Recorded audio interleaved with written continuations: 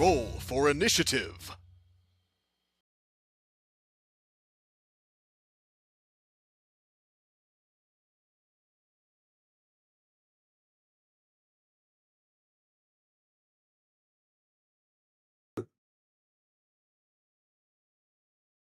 Audio.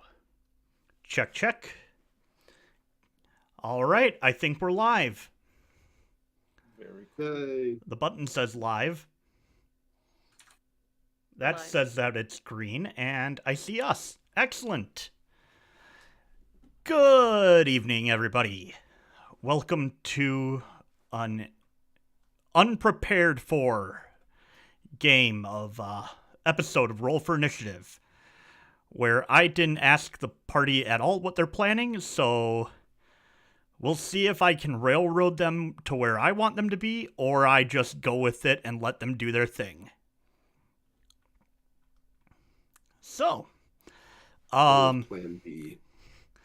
I have plan A through F at this point. It's just a matter of battle maps is the only thing. So, What you're saying is it's Plan Z. if it's plan Z, I actually do have a plan for. That's just cry. Yeah, so anyways, I think we were talking about going to 68, right, guys? What? Where's 68 on this? Where is it? Where is it? To see how he'd react. It's over on the left. It's fine. We're turning around. We're going back. We're just going to live with the Aridne. So we're going to 68, and then we want to go to 69. And that's probably where we're going to spend the next 7, I think is kind of what we wanted to think about, at least.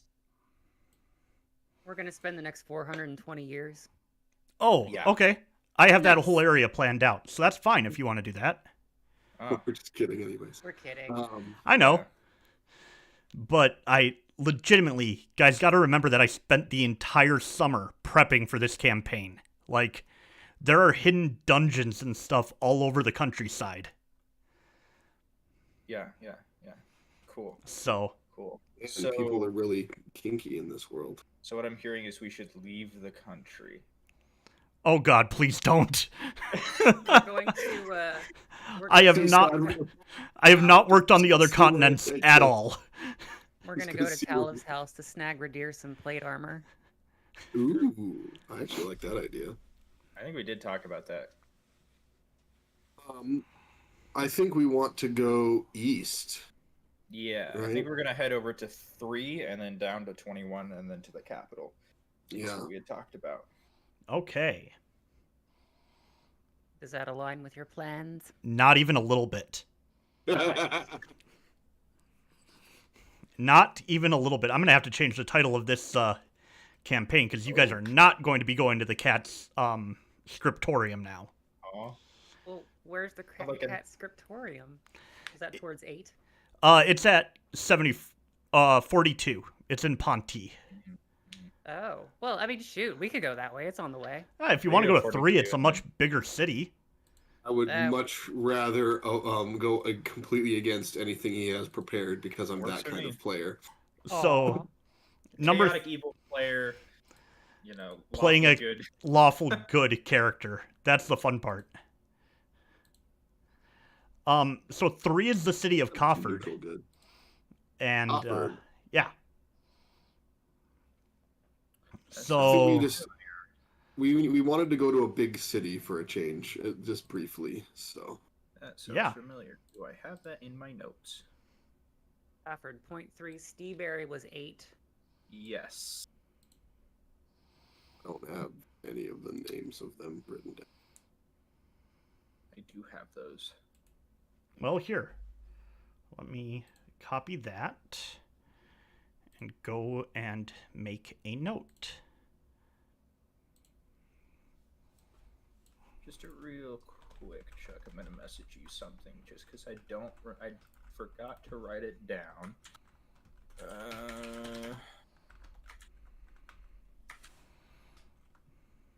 But I gotta talk to that dwarf lady. Yes, you need to go back to get to staff. Yeah. There you go. Now you guys have a list of every city and its population. Oh, yeah, never mind. That works. Oh. Oh. You might not know specifics about the city, but you would know what they are. Maps are Yeah. fairly common. Well, maybe not the smallest ones, but we would at least have at least have a map with the name on it. So. Those are the I'm biggest sure- 50. So anything beyond 50 is not listed on there. 1 through 50 is listed. Okay. Let's go then to. my question still stands. All right.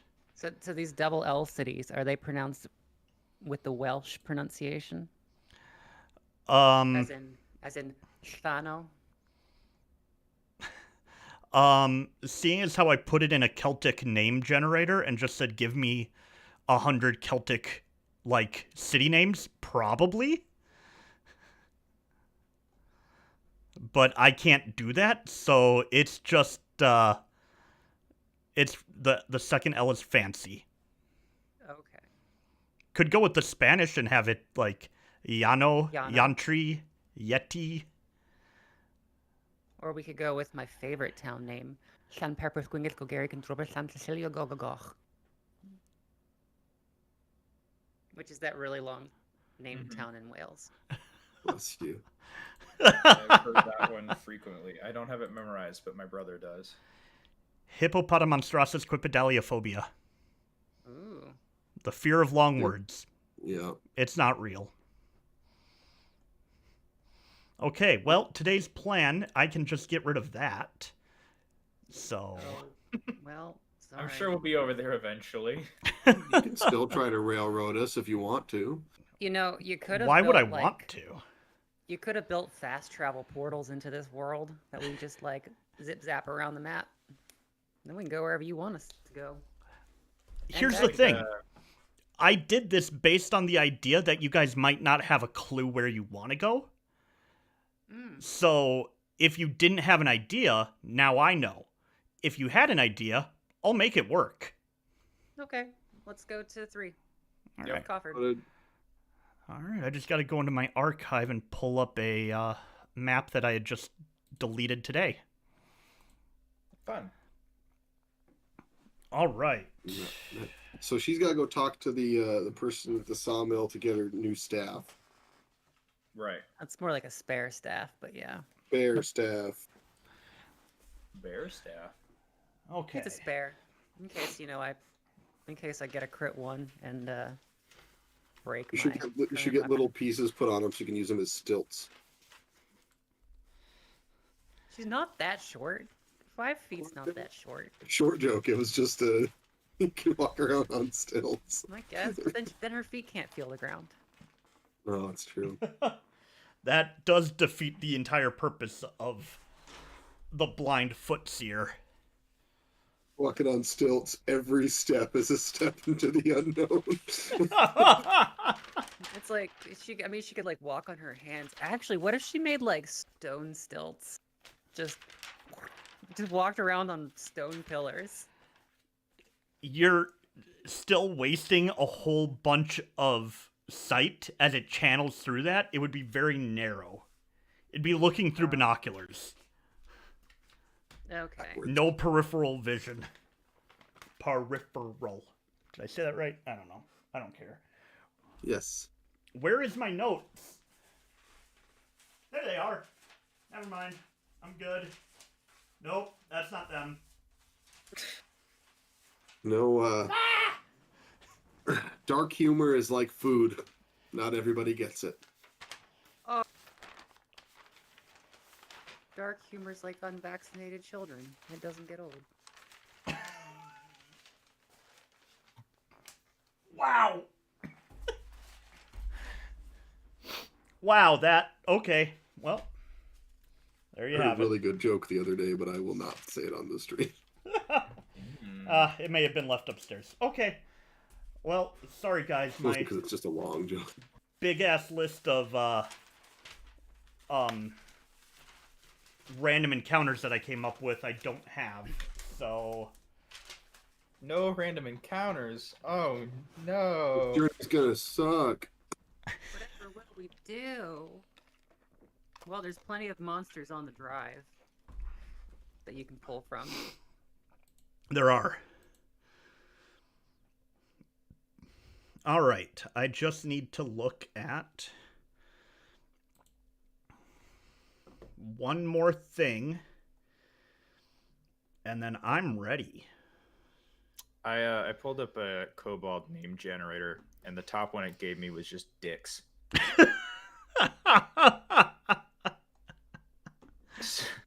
So I think I have a new name for my Kobold Bard. Oh, A little on the nose, don't you think? A bard named Dix. Hey, it's fate. Could you call him a Cobard?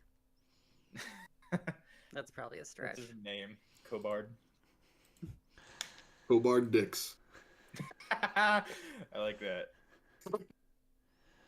all right. I mean, that's probably that's as good as my artificer dwarf named Stony Tark.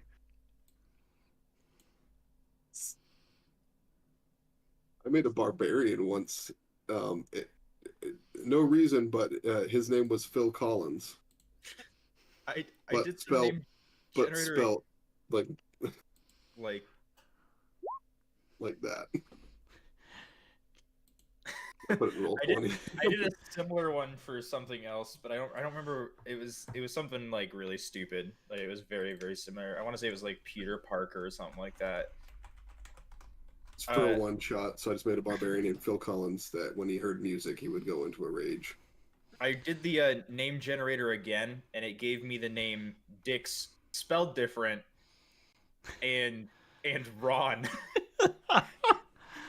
All right. Just Ron. I've updated the name of the stream. Okay. So The that's improv done. episode. Yay! And Where everything's made up and the points don't matter. That's right. The points are like Queen of England. Ooh. that's hurtful, and you need to take that back. Points are like your vote in a non-swing state. Oh, yeah. I don't need two of those. Set those aside. I'll use those later. Or It's so I would have another thought, because controversial one, but it's not meant to. look at Georgia and Arizona. Yep. Anything could happen. All Yeah. right. So, if anybody is ever doing a D&D campaign and need help with stuff, DN, the letter D, speak.com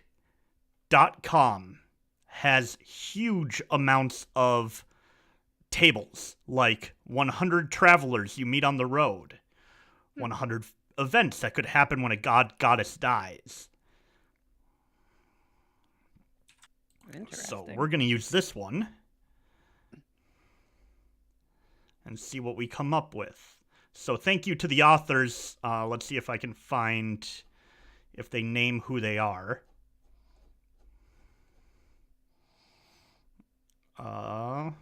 List source.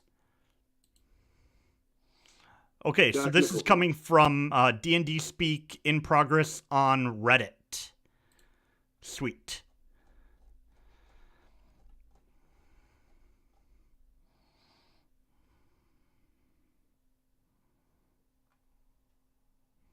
Okay, there we go.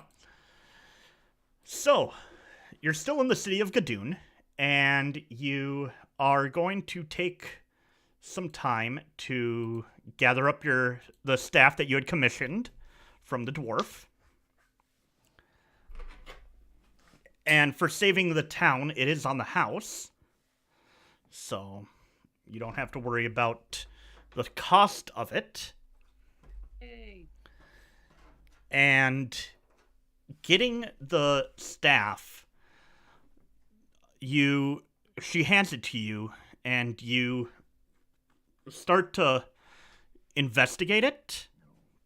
So roll an investigation check with advantage. Right, investigate that staff. What?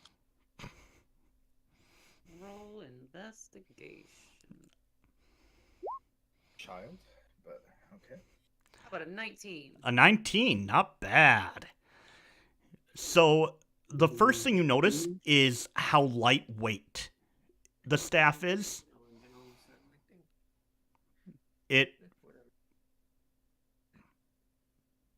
Is someone talking? Not anymore, but Okay.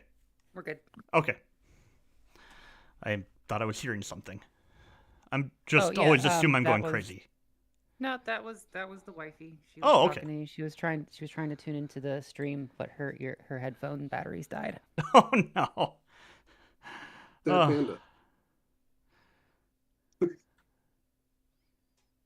What's happening? All right. Yeah, you notice how lightweight it is, and in feeling how light it is, you figure, well, great, she, made you a walking stick, and it's gonna break on the first thing that it hits. And in seeing that expression, she laughs and says, there's a target just to your right. Why don't you give it a swing? Boy, I've not hit anything all day. Roll for an attack. Wow, that was a terrible accent. I need to work on that. Still better than anything I do. 16. +1 to that. Ooh. Because it is a quarterstaff +1. And you feel it hit. Solid. Lightweight, easy to use, but much more powerful. Ooh. I wasn't even expecting that. I have a feeling this is going to turn into a shopping episode, and I'm very excited to dish out items and get stuff. Well, we have to go somewhere we can shop first. Well, you have my eternal gratitude. I also find have this almost one- no money. Particularly good. Well, you have our eternal gratitude, and if you ever need anything else, just come by. Have a feeling our town is going to be looking up in the near future, thanks to trade coming back to it soon. Hey.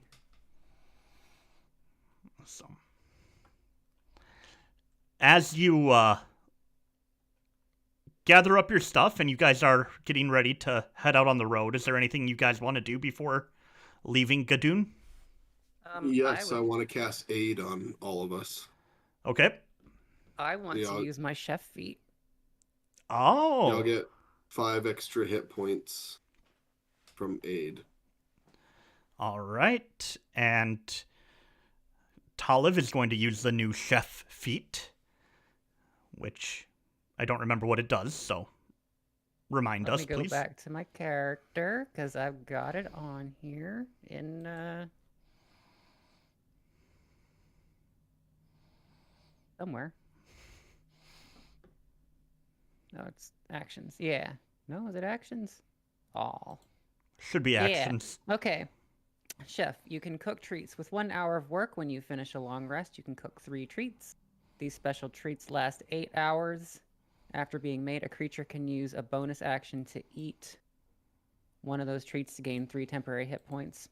And as part of a short rest, you can cook special food for 7 creatures. I'm going to cook the special food. At the end of a short rest, any creature who eats the food and spends more than 1 hit dice to regain hit points gets an extra 1d8. So, I think we're going to cook that. Okay. I imagine being in town could count as a short rest. Yeah, well yeah, I I took mean, a long rest. You guys took a long rest. This is the next day, so. Okay. All right. Anything else? Oliver? Nope, I think I'm good. Okay. So, as you guys are leaving, I have it written down. Milo comes out of his farmhouse and approaches you guys.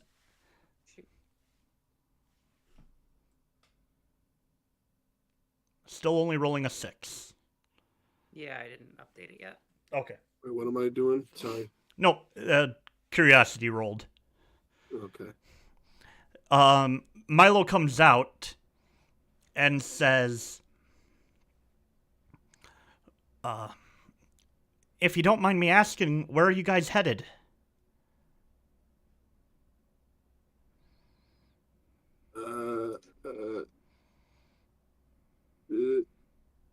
Cofford. We're going Cofford. We're headed towards Cofford.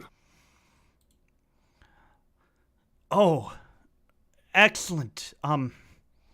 You've done so much for us, but I'm wondering if I could impose on you one more time. Absolutely. We are heroes after all. Well, that's just it. Thanks to you, we're back up and running, but, it's been so long since we've been able to trade with the larger cities. Could you deliver this letter?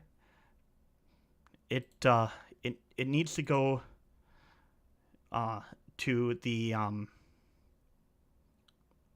to a Cone. He's a halfling that runs the Knave's Pub.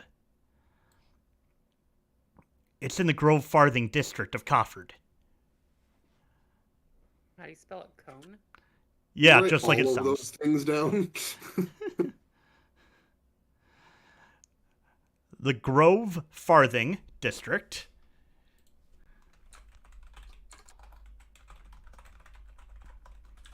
I need his name, the pub name.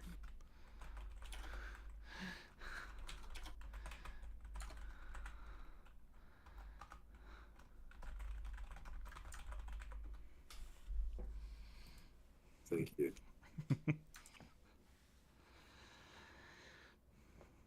And, if you could do this, I know Cone would give you boarding for, your stay in Cofford.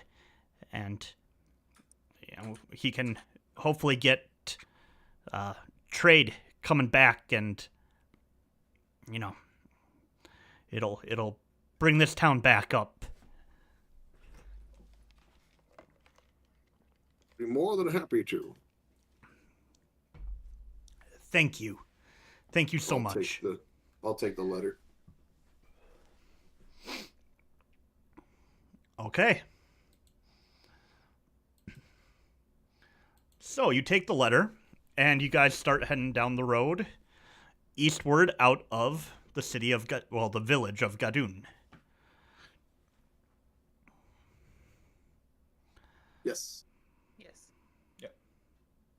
Marching. Oh, Chuck, is that +1 attack and damage? Or just to attack? Typically, if it's like magical, then it's to everything.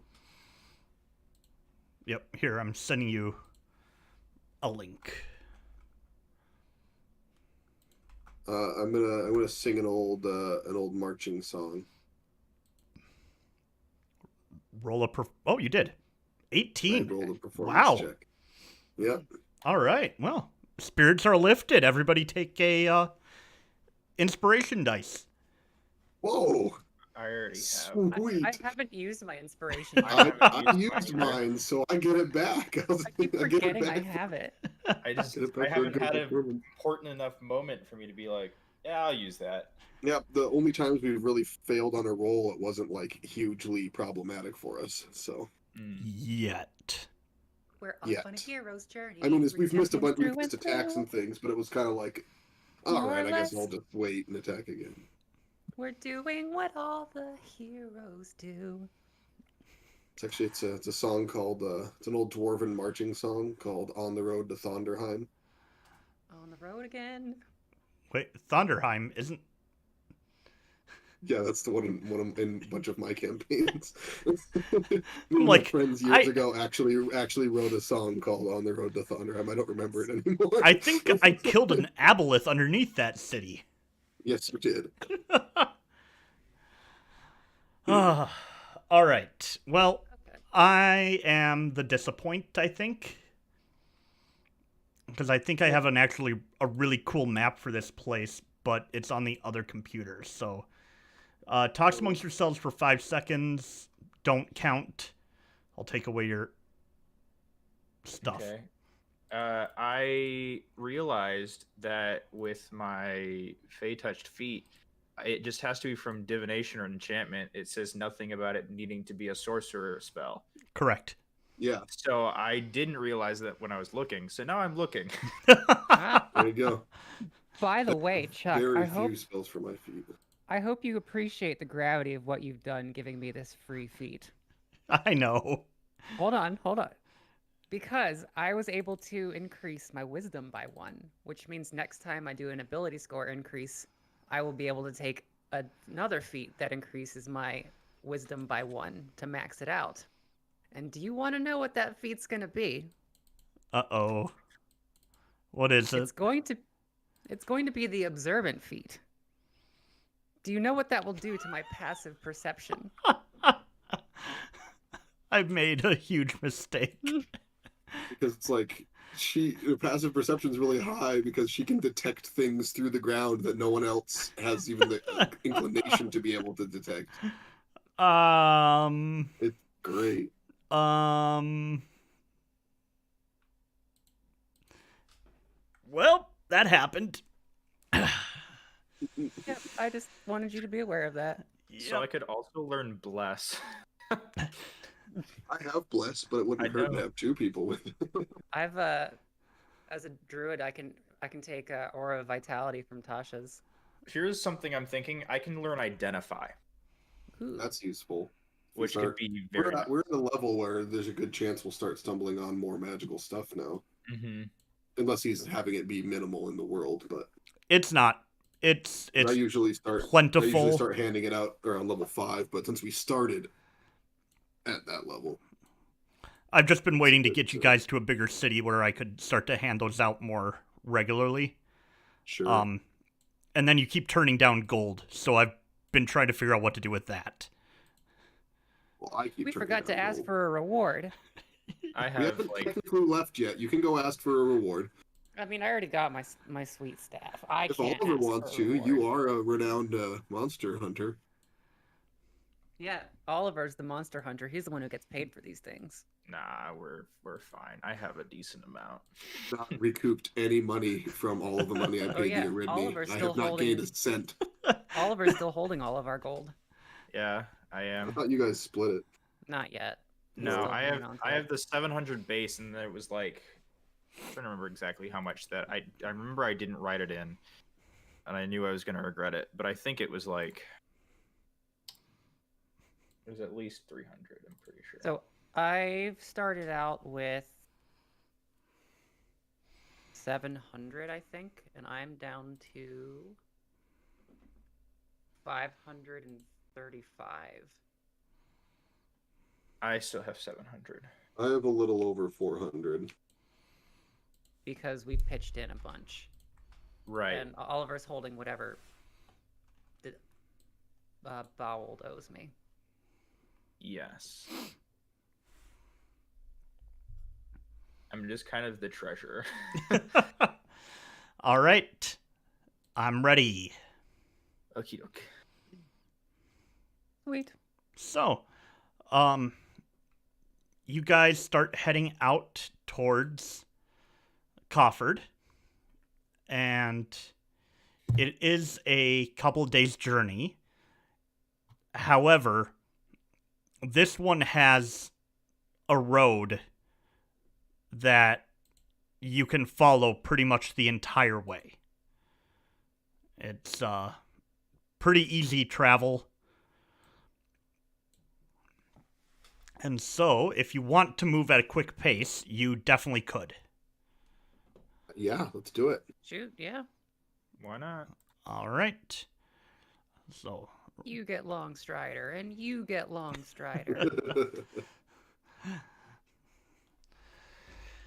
all right. Wrong ones. That. Yep. Reminds me, next time we level up, I gotta do my second monk level so I can get 40 feet of movement. Okay. Bring my notes up just so I can mark down what day it is.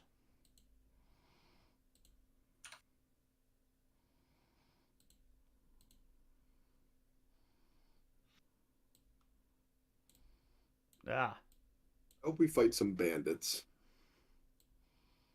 Because I'll actually do good against bandits.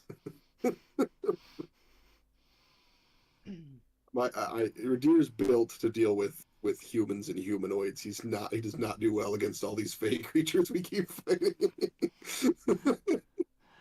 All right. So you guys are able to make really good time. And on the end of the third day of travel, you see the lights of Cofford off in the distance. So Should we try and...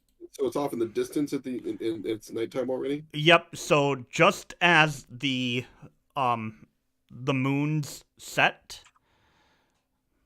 you can see the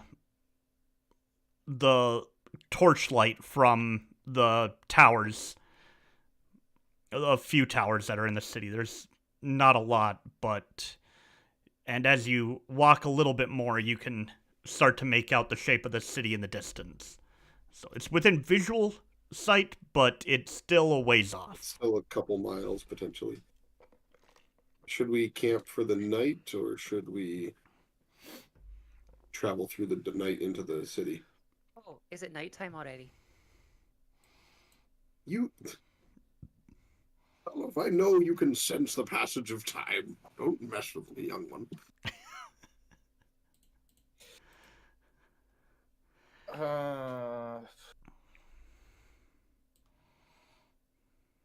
It's a well-traveled road, right? So we shouldn't be like... I don't think it will be terribly unsafe. I say we press on. Okay. That is all right with me. Okay, I'll cast Let's light go. on my shield to give us a nice bright light around us, and then we'll keep going. Okay. One of the guards patrolling the outskirts of Coffer just sees a giant light appear off in the distance. A 20-foot sphere.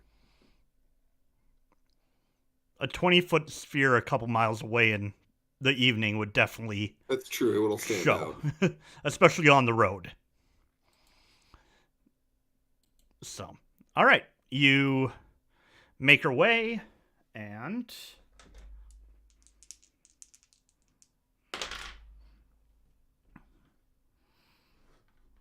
Beep-a-dee-ba-ba-da-bo. all right, wow. As you're walking, you get about distances, trying to...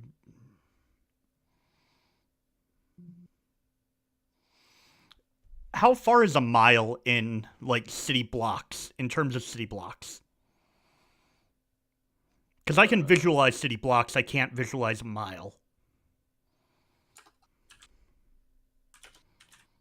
How long is a city block? So a city block is... Is it about... It's about Another 900... block in Manhattan is about 200 by 900 feet, yeah. Yeah.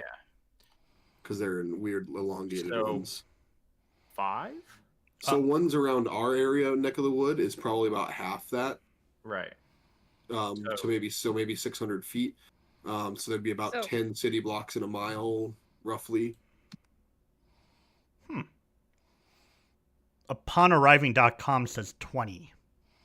All depends So, on the size of the city block, which is not standard. Okay. So Chuck, about 18 football fields is a mile. Oof. Okay. Okay. 17.6 football fields. and a football field is going to be a pretty good city block for Midwest. Yeah. Maybe a little bit smaller than a city block. So Yeah. Okay. Okay. So we'll say about a mile and a half away from the city. oh yeah, we can walk that in less than half an hour. Oh no, that's what you're at now. You've been walking for a good half hour, 45 minutes, and now Yeah, you're that's about a good. mile and a half away. Cool. Yeah, so we'll just keep walking. And Talamh, you sense movement about 60 feet off to your left. Everybody roll a perception check.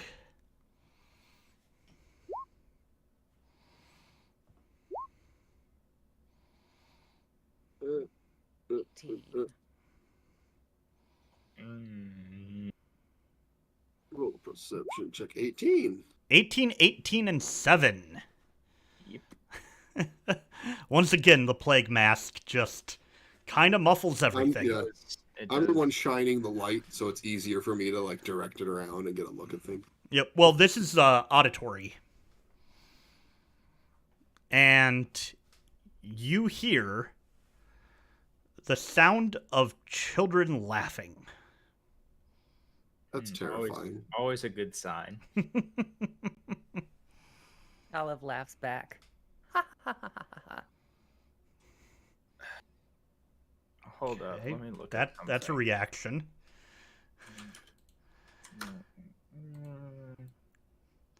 I love that I'm never going to be able to predict what you guys do. I want to just So I keep can- walking and ignore it.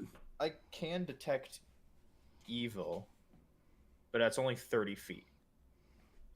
I'd say let's just keep moving. We're within sight of the town. We're on the road. Like, the road's probably pretty wide if it's a trade route. So it's going to be a little hard for them to, like, sneak up on us too easily. If there's something. And if there's just children out playing at night, well, then that's their parents' problem. For Yeah. Oh, man. Well- Jeez, Ridire. You don't want to rescue the children. Ridire? Well, they're laughing, so I mean, if they're children, They're then happy. They're just it's not that They're late not in any yet. danger. maybe. Talamh, you laugh back at them, and there's a little pause. You can hear, or you can sense more running.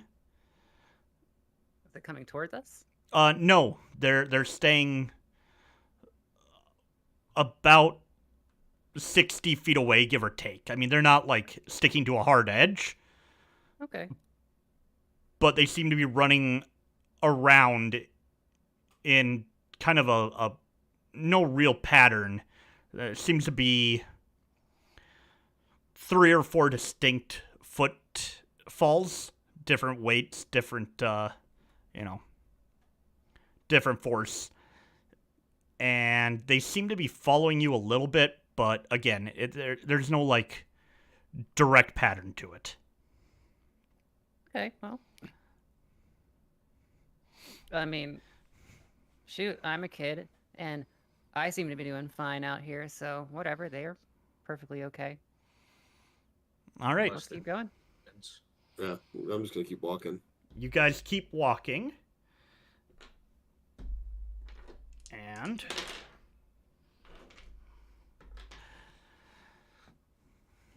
a little bit of time goes by. You're now, walking at a steady pace. You're half a mile from the city. The footsteps have disappeared at times. They've been there. They've followed you a little ways. Always staying outside of what would be a easy visual range. And as you approach, you all hear some laughter again.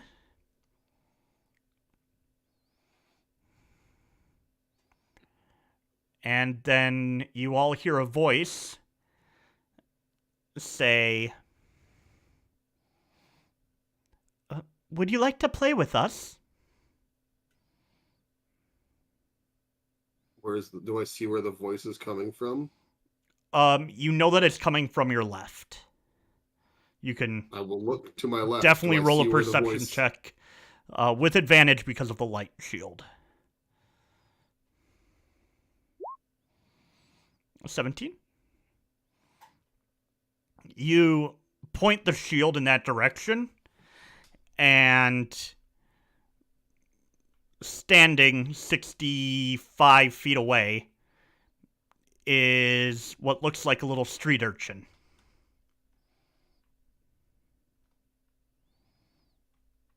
And they hold their hand up to block out the light, just kind of, shielding, not like recoiling from it. I'll pull the shield back so I'm not like hurting them. Let's say, nice to meet you, young ones. Unfortunately, we need to make it to the city. City's boring.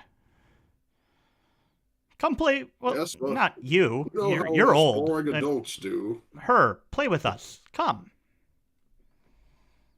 It's late and I'm tired. I've been walking all day.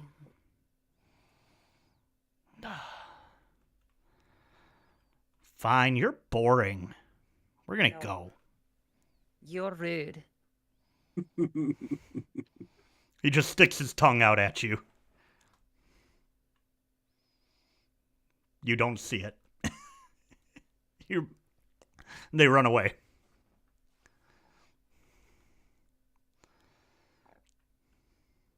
So, I'm gonna like take a couple steps away from Oliver and Ridire, and I'm just gonna thunderclap really loud. all right. Okay. Just to do it. Just because it makes a really loud sound that they can hear 100 feet away.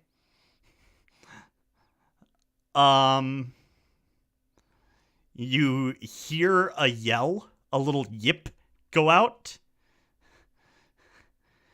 And then about a minute later, Talamh can't see it, but let's see.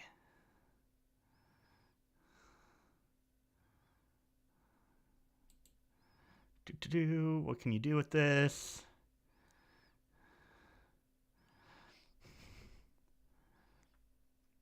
You guys see a shower of bluish sparks about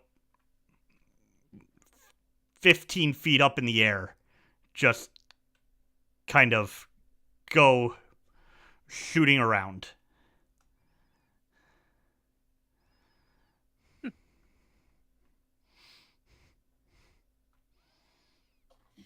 Talamh, you don't see this. I mean, does it make a sound, or are they just quiet sparks? It's just silent. It's just a bunch of very small... It looks like somebody is holding a sparkler about 15 feet up in the air. A blue sparkler. Weird.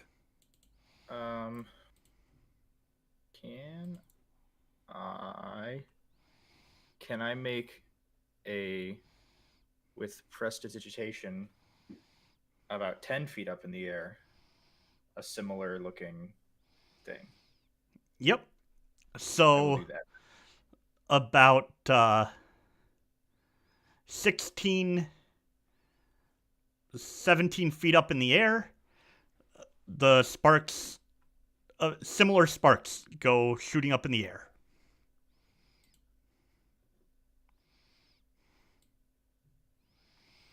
And Oh, yeah. you hear copycat, and then giggling going off in the distance. And then I will bow in the direction of that, like a showman bow, and then I will turn around and keep walking towards the city, I suppose. Okay. All right, onwards. All right. You guys walk the rest of the way without any other things happening. And you find yourselves in the city of Cofford. Hey, I know this thing. Nice.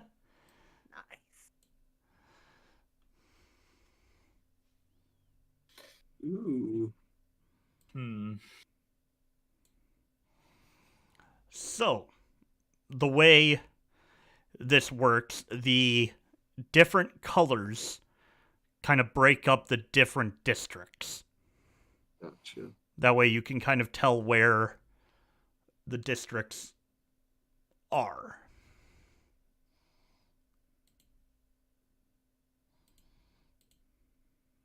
Should we go to the Say, are there any signs pointing to the Grove Farthing District? yes, that one. There are not. Are there any guards to ask? There are. I'm gonna go up to a guard. I'm going to say, hello, we are looking for the Knave's Pub in the Grove Farthing district. Is there perhaps directions you could give?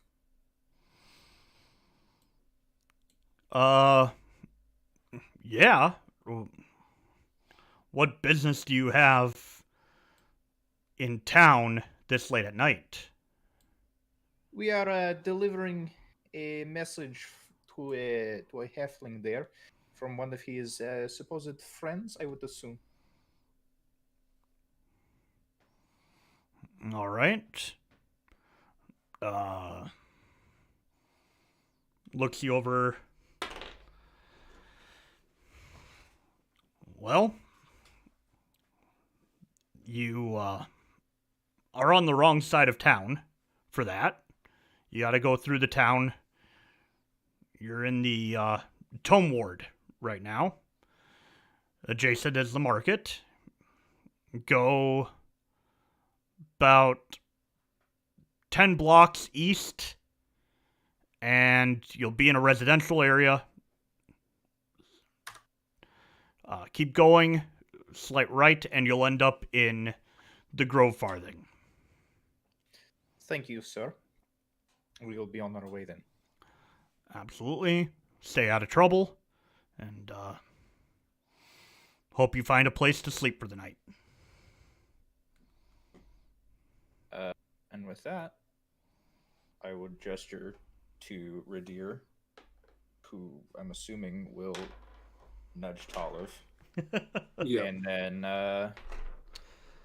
follow that direction. He rolled a 3 on his suspicion and his hostility. I'm gonna say if I needed to, I have a 7 persuasion. So I mean, if I needed to, I could have said something. or if I needed to deceive or intimidate, I have 7s in those too. So I have +8 in all of those. We have the same charisma skills. The fact is that when you walk up to a guard, just casually, as if like, hey, I'm going to ask the first authority figure, they're going to be a lot less hostile than, you know. If you're avoiding them. Yeah, sneaking around the shadows and stuff, so. Yep. And Ridire is still lit up with a giant light, so it's not like you're trying to hide. All right. Light on my shield and then go invisible. What would that do? All of my gear goes invisible too. Yep. So there'd just be light emanating from nowhere. Just a ball of light. You're floating. Cause the light to not work.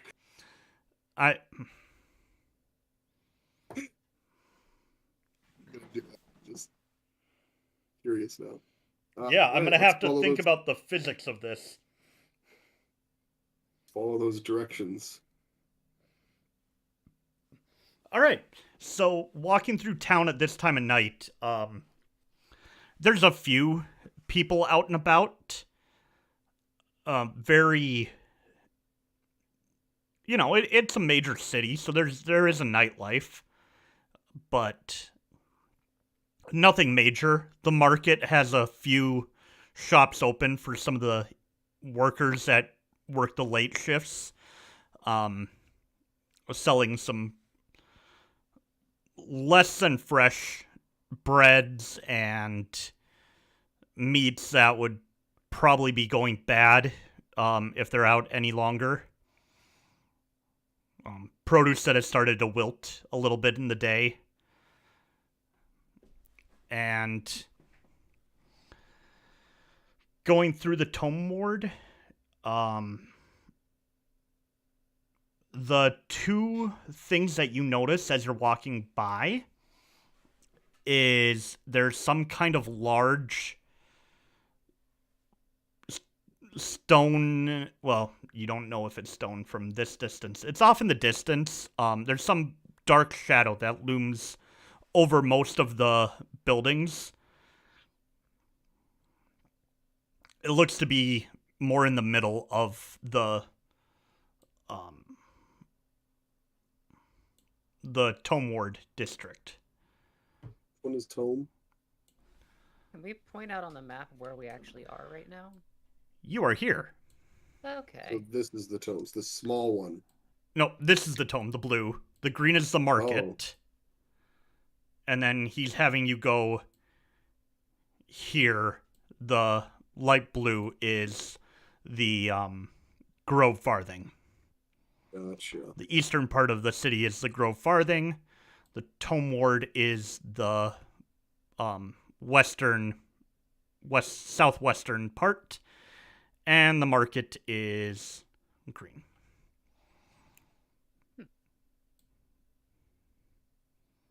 We actually have a store out here called Market District.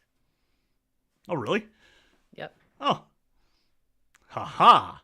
It's a grocery store. I can't shop at Piggly Wiggly's just because the name makes me laugh too much. Piggly Wigglies. All right. And so you guys are here.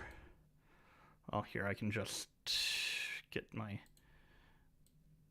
You're following this path. Okay. And about here is the thing casting a shadow. You would guess if you headed south, you would see it. In the moonlight, it's hard to make out any features of it. It's just a big thing that you're like, hey, that's big. I'm making note of that as I travel in the city. Are we standing next to it now? Like, You guys are going the north path. The guard had you take the north path between the two districts through this residential area. Okay, I gotcha. And then into here. Cool. As you get to here, I'm actually going to draw on this. Why purple? I'm just not a purple guy. We'll do orange. Because that's easy to see. Right here. Is a 3-story stone-walled building with intricate carvings on the, in between every pillar is another symbol carved into the stone.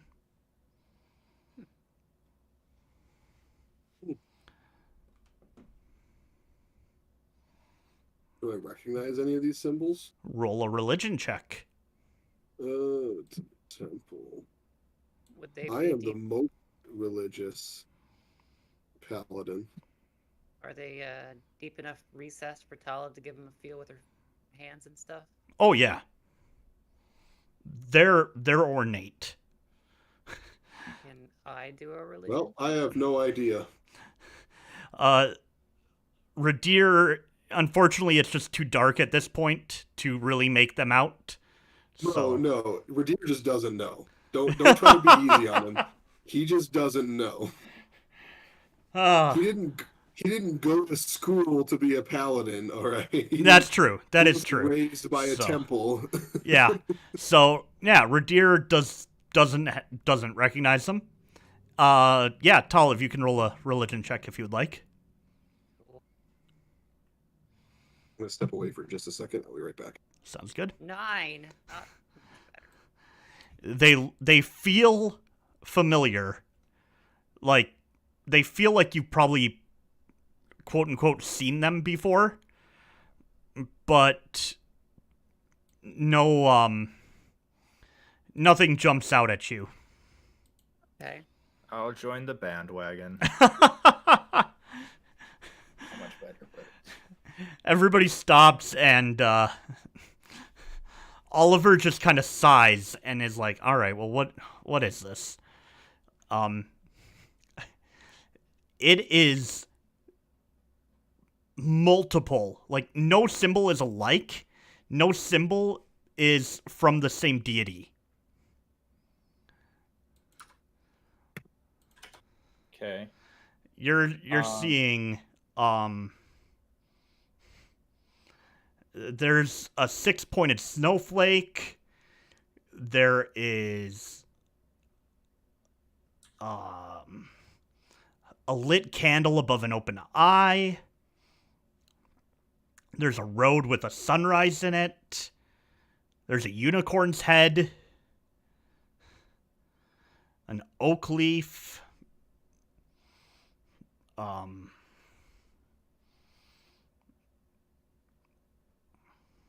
see. A pair of eyes surrounded by 7 stars. A scroll. Like, various, just lots of different deities.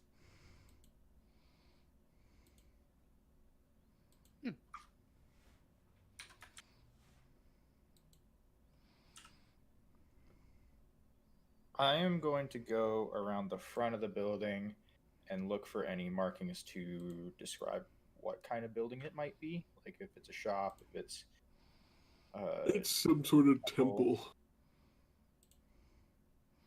Yep, you walk around the front, and there is a sign on the front that says that it is the Cloister of Eternal Light.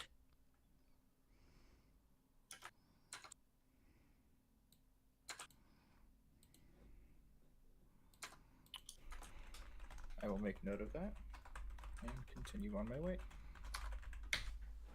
Stuffy religious people that Ridire doesn't like.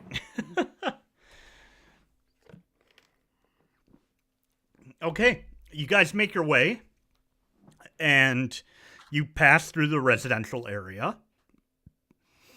Again, walking by a few people, nothing average large city. No, like, intricate dress, nothing that's like, oh, wow, that's really weird that they're doing that. Average, I guess, would be what I would say. You make your way through, and eventually you enter the Grove Farthing District. And right here, we'll draw with a bright green. Right here is a tavern, and the sign says the Knave's Pub. Cool.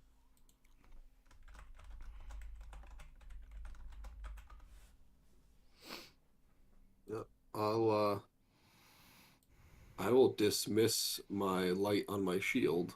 Actually, I probably would have done that once we entered the city because it's more well lit.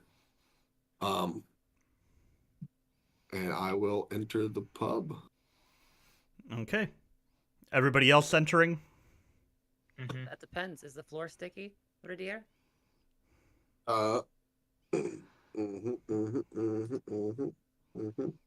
Is the floor sticky? The floor is not sticky. It seems fine, Talamh. I'll enter last, and as I enter, kind of give a look around the street. Okay, roll a perception check. That could. That is the duality Look on top of the mask, and it's just. You have inspiration. I do, but I don't. I don't think this is worth using. All right. It's dark. The light is kind of making it hard to see from inside the tavern. All right. So, you guys enter. When I enter, I want to enter boisterously and loudly enough, not to like cause a problem, but to be immediately noticed by everyone. And not like I'm doing it on purpose. I just want that to be, because that's just the energy that Ridire has. Right? Yep. So he just kind of like opens the door really swiftly, like, and like clink, clink, clink into the room, you know? Yeah. I am imagining two proud people busting into the building and one just very embarrassed, disappointed, shoulders kind of hunched over, just following behind, like, this again. So Ridire does like the Might Guy dynamic entry. Yeah, so you make a grand entrance. Like you said, not a big flourish, but just like the energy in the room changes in Ridire's favor. Yeah, my energy fills the room. Olive's gonna play off of that and just like, you know how like when you want people to think you told a funny joke, you just say the punchline and start laughing. Is that what she does? And so she's gonna do the same. She's gonna like elbow Ridire, be like, and so I said, I see what you did there. And she elbows me. Oh.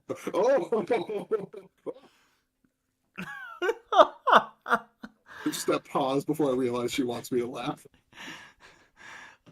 Go ahead and make a deception check, Talamh. Steve on that one. Please. Can I assist her with? Can I give her aid with that? Yes. Nothing's gonna matter. Oh, it's got a 7 with advantage. You. Do I get to roll deception too? Nope. Okay. You see a dwarf in the corner just roll his eyes and go back to his drink. I'm gonna kind of just slink over to like a booth, kind of a dark area, and then just sit there, kind of like Aragorn. Yep. At the beginning of Fellowship, and I'm just gonna kind of watch the other two. The 5 seconds he was Strider in that movie. Yeah. I wish I was a less kind person so that I could be the guy who's like intimidates everyone into laughing at Talamh's jokes. You know, like the guy rolls his eyes and I just like stare daggers at him and make an intimidation check. I should have built my character to be that kind of parental figure instead of. I love it. Oh well. Yeah, I'm gonna enter in and I'm gonna go walk. I'm assuming there's a person at the bar. Oh yeah. There is. Walk right. Oh, go ahead. No, go ahead. What are you doing? Oh, I mean, is it a halfling? It is a halfling.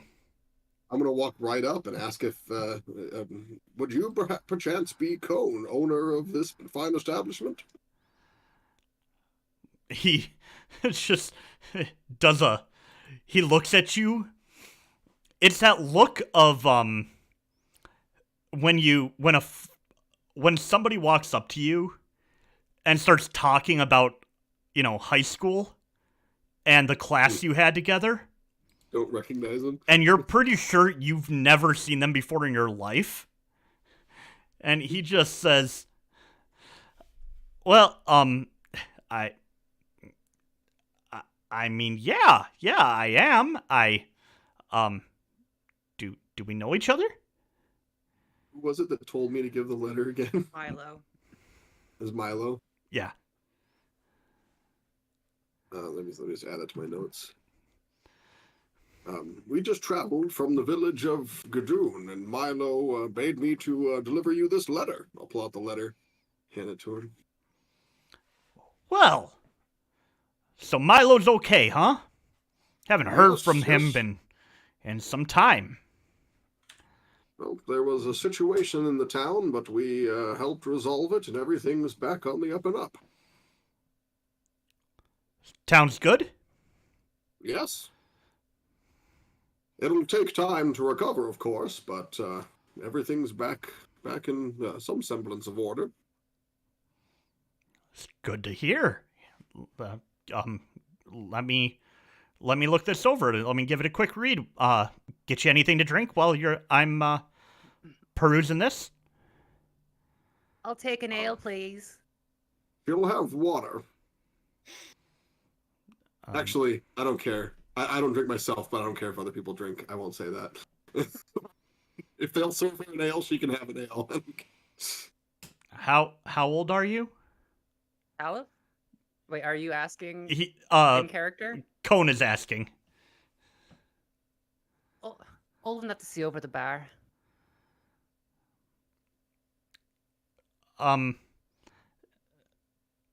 Miss, I can't see over the bar. I'm a halfling. That's a terrible measurement of drinking ability. Racist, man. Old enough. You got coin? Aye. All right. Ale it is. I mean, in Germany. Yeah, he doesn't care. There's no age limit. Not in a fantasy world, yeah. No, Yeah. So how much More does this likely- cost me? a copper. Oh. Oh, All right. cheap ale. I forget what ale is. I never bring up the damn. That's store. actually appropriate for just common ale. I was gonna say, I thought it was a copper. That isn't going to be very expensive. You're looking like fine wines and stuff when you're getting into the silver range. Yeah, Okay. I mean you can assume this place has that, but But if you just order an ale, he's going to give you the basic one that most people get, which is going to be Yep. pretty commonplace stuff. Might be good stuff, but it's just going to be commonplace. yeah, I mean it's ale. It's not bad ale, but It's ale, so it's ale. better than Bud Light. Well, I Better than mean, that, it's good. I don't drink, so I haven't in a very long time. Okay. Well, D&D. once I get the ale, I'm gonna take a sip of it. All right, he looks over in the corner and says, shadowy figure, you want anything? I'll just shake my head side to side. No. Okay. So I'm gonna take a sip of it and realize that I've never actually had ale before, and it tastes terrible. And I'm gonna wander over to Notice her make Oliver. the face. Do I notice her make the face? roll a perception check.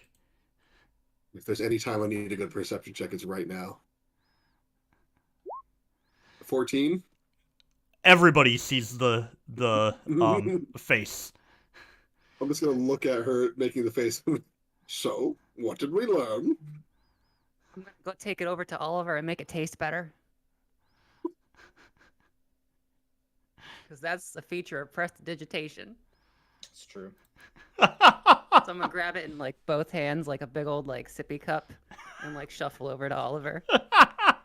You yourself look like even more of a child.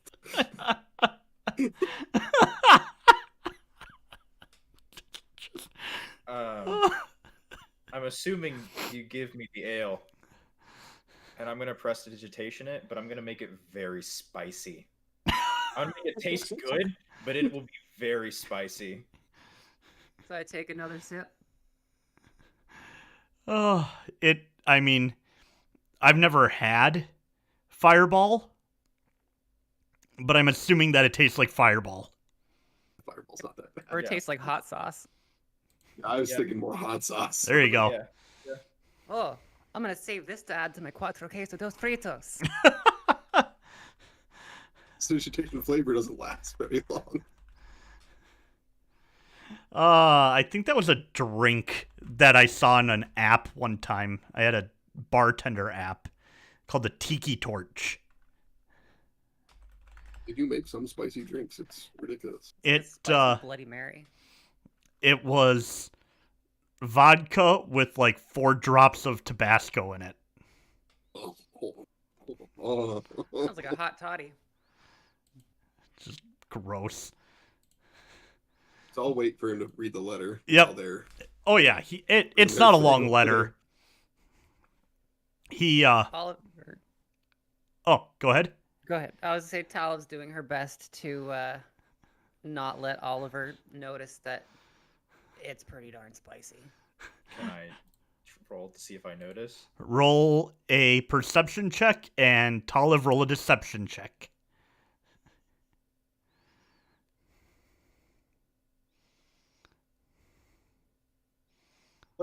Oh, 18 versus 14. So good. Good, Oliver. Inspiration. It doesn't matter. It's 'cause not worth it 18. for him. I just like the idea. I just like this image. It brings me joy. All right. So he finishes reading the letter and hops down, and a few minutes later comes back up and hands you a key. Says, apparently you're pretty helpful to have around, and Milo is footing the bill for your whole stay. Room and food included. It's very kind of him. Sounds like you guys did a good thing. Well, we try to help when we can. Good to know. Good to know. You might be able to find some people in the city to help then. Well, that's the idea. Thank you very much, sir. Absolutely. You let me know if you need anything, all right? I will gladly. Thank you. Yeah. You guys All right, need I'll- food or supper or anything brought to your room? I think a small bite might be a good idea before we lay down. We've just traveled pretty far, so All right. if you wouldn't Like- mind something simple, don't break your back, of course. Be honest with you, I wouldn't go elaborate this time of night. I wouldn't It's expect you to. a Thank you. tavern. We got bar food. Hey, food is good. Food is good. Oh, You okay. get the reference. Well, PsychGuy is going to spend the next 10 minutes trying to find Gauntlet Legends for the computer and just play that instead. So, So yeah, I'll go grab the others and I'll tell him he's gonna bring us some light food for, just quick bite to the room, and we have a room to stay in. Milo's footing the bill. Thanks for us helping out. all right. And then I'll head up because I've been walking for 3 days and I'm tired. Yep. What are the rest of you doing? Gonna attempt to finish my ale before heading upstairs. Every, third sip, the cantrip wears off. And you have to keep asking Oliver to re-spike it. You want to re-up me there, Oliver? Every single time, I'm gonna just change it just to be overpoweringly one type of flavor.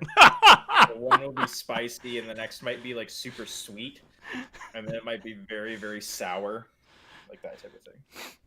got myself into this. I'm not gonna let it beat me.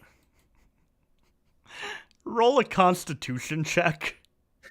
Bomb all over the table. I mean, it's ale, so it's not like it's gonna make her, you know, Well, yeah, not pass being out, but but- I can imagine how your stomach's going to take you getting all of those different extreme flavors one after the other. Your body is going to reject it.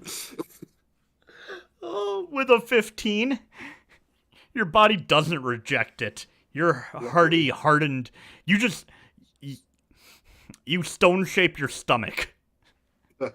Definitely don't feel good. All right.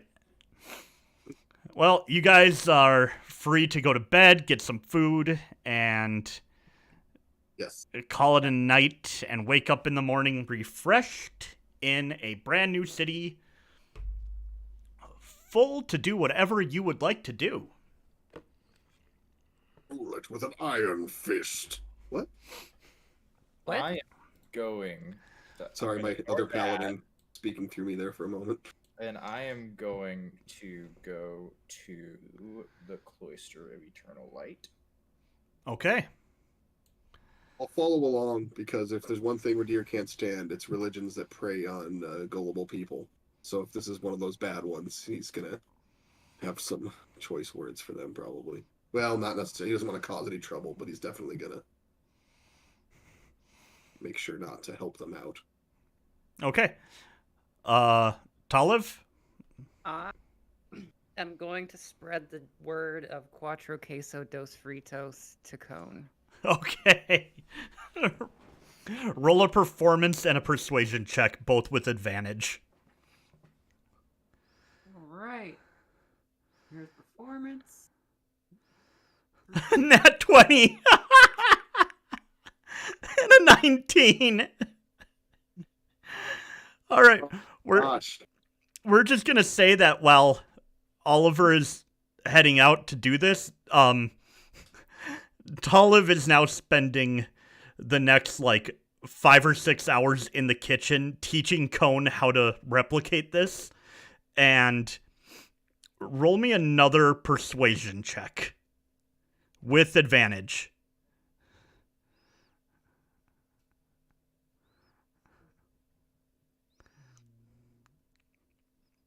Ooh. That's a Oh. 4. Oh. Well, you make a deal for some of the profits, but it's basically 1 copper for every 1 sold. I wasn't really trying to make money off of that. I just want to spread the word. So that sounds like a win to me. All right, Don't worry. so Oliver, you head to the Cloister of Eternal Light. I believe Ridire is following. Yes, I Yep. am following. Ridire is with you. You guys Clink, make your way clink, there. Clink, It's, clink, clink. I mean, you're not the only hero walking around, so it's We're the only heroes. Plenty of heroes, but we're the only heroes walking We're the around. real heroes here. well, yeah. I mean, that's evident from all the dead people at the cave that you guys just torched. So, Weren't people. huh? They weren't people. They No, were I'm saying the heroes that couldn't cut it. Oh, I see. Sorry, okay. You guys went in and got the job done. A bunch of people just went in Yeah. and became zombie fungus. Problem. Yeah. Gotcha. Like half that cave is dead heroes. Very cool. So, all right, you make your way to the Cloister of Eternal Light and open the doors and walk in, and the first thing you are greeted by is a tall, incredibly slender female elf in a stark white robe and like golden hair down to the small of her back. And as you walk in, she turns and says, welcome. Have you been here before, or is this your first time?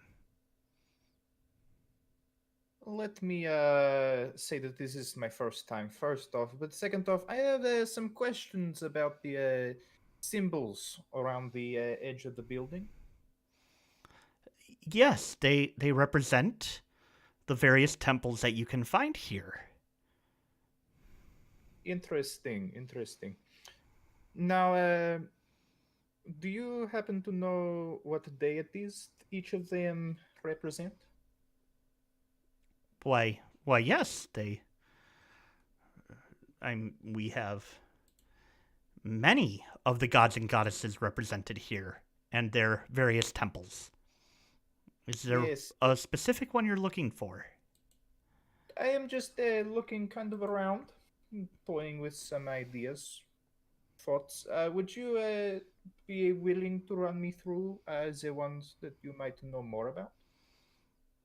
Well, I know what they all are, but you would need to go to each of the temples to discuss the specifics of their beliefs and who they follow.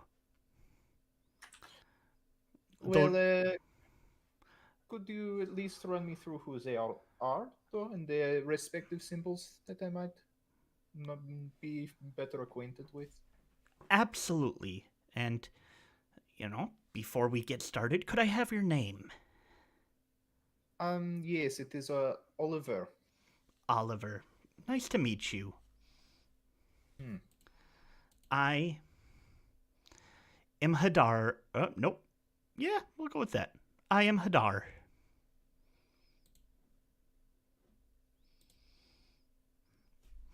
And, the tallish knight? Is he with you, or are you, a separate follower of, someone? My name is Ser Ridire, and I am a servant of fate. Oh. I apologize. I don't believe we have a temple for fate here, but you can certainly look around and see what direction you're pulled in. I mean, there are gods of fate, right? I I don't directly serve them necessarily, but they would probably be the ones that would be most likely to be aiding me. I don't know if in your world does. I know 5th edition has gods of fate, but Yep. Savras. And they do have a temple of Savras. cool. I'll check that one out. Okay. So, the gods and goddesses, we have the various symbols, and she pulls up or points to a desk where there's various symbols on it, and each symbol has a room or area of the building below it. Okay. We have Auril, the goddess of winter, and she's represented by the 6-pointed snowflake.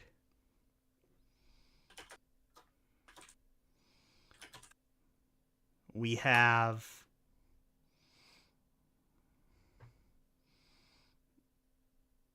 Shantea, the goddess of agriculture, represented by the blooming rose. A popular one around here is Danir, the god of writing.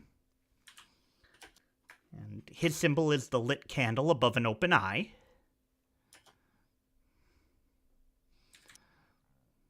we have Helm, god of protection. The eye on the left gauntlet. Lathander, god of birth and renewal. And she's on the road traveling into a sunrise.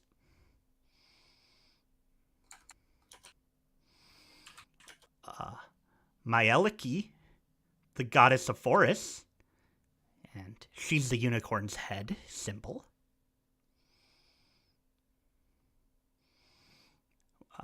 Agma, the god of knowledge, is the blank scroll. Savras, the god of divination and fate, and he's the crystal ball containing all the different eyes. Saloon, the goddess of the moon, is the pair of eyes surrounded by stars. What was that last one real quick? Saloon, Goddess of the moon. Okay. Tempest, the god of war. He's the upright flaming sword. Please, no fighting in his temple. It happens more than it should. And finally, we have Umberlee, the goddess of the sea. And she is the wave curling left and right.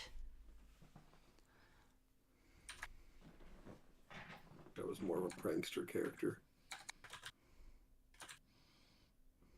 Go to the Temple of Tempest and just like peek in the door and be like, Tempest sucks. See what happens. Well, thank you. I think I know where I must go now. Let me know if you have any questions, or any of the people in white robes will be more than happy to direct you.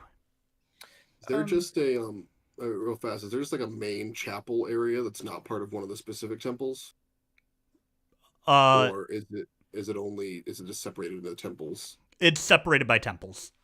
Okay. I mean, there's like a central area that has some seating and stuff, but it's not a. It's more like a waiting area than any. Yeah. Yeah. All right. Yeah, I'll go to that temple of the fate god. Okay. I'm gonna head over to Saloon. Okay. So we'll start with Ridire. And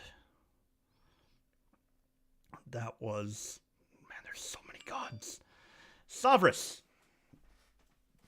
Are you using the normal Forgotten Realms one? I think so, with Saloon in there, right? Yep. Savras.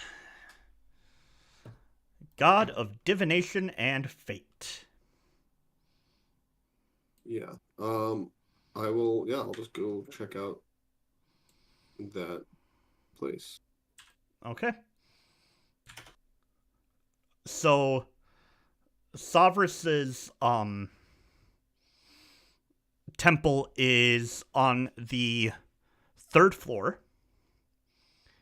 It is on the northern side of the building. And upon entering the temple, it is adorned in purple fabrics and light blues. And let me see here.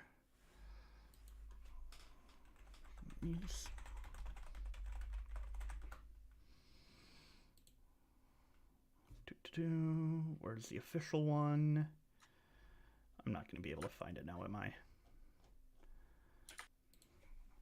I'm just looking for the divination symbol in 5th edition.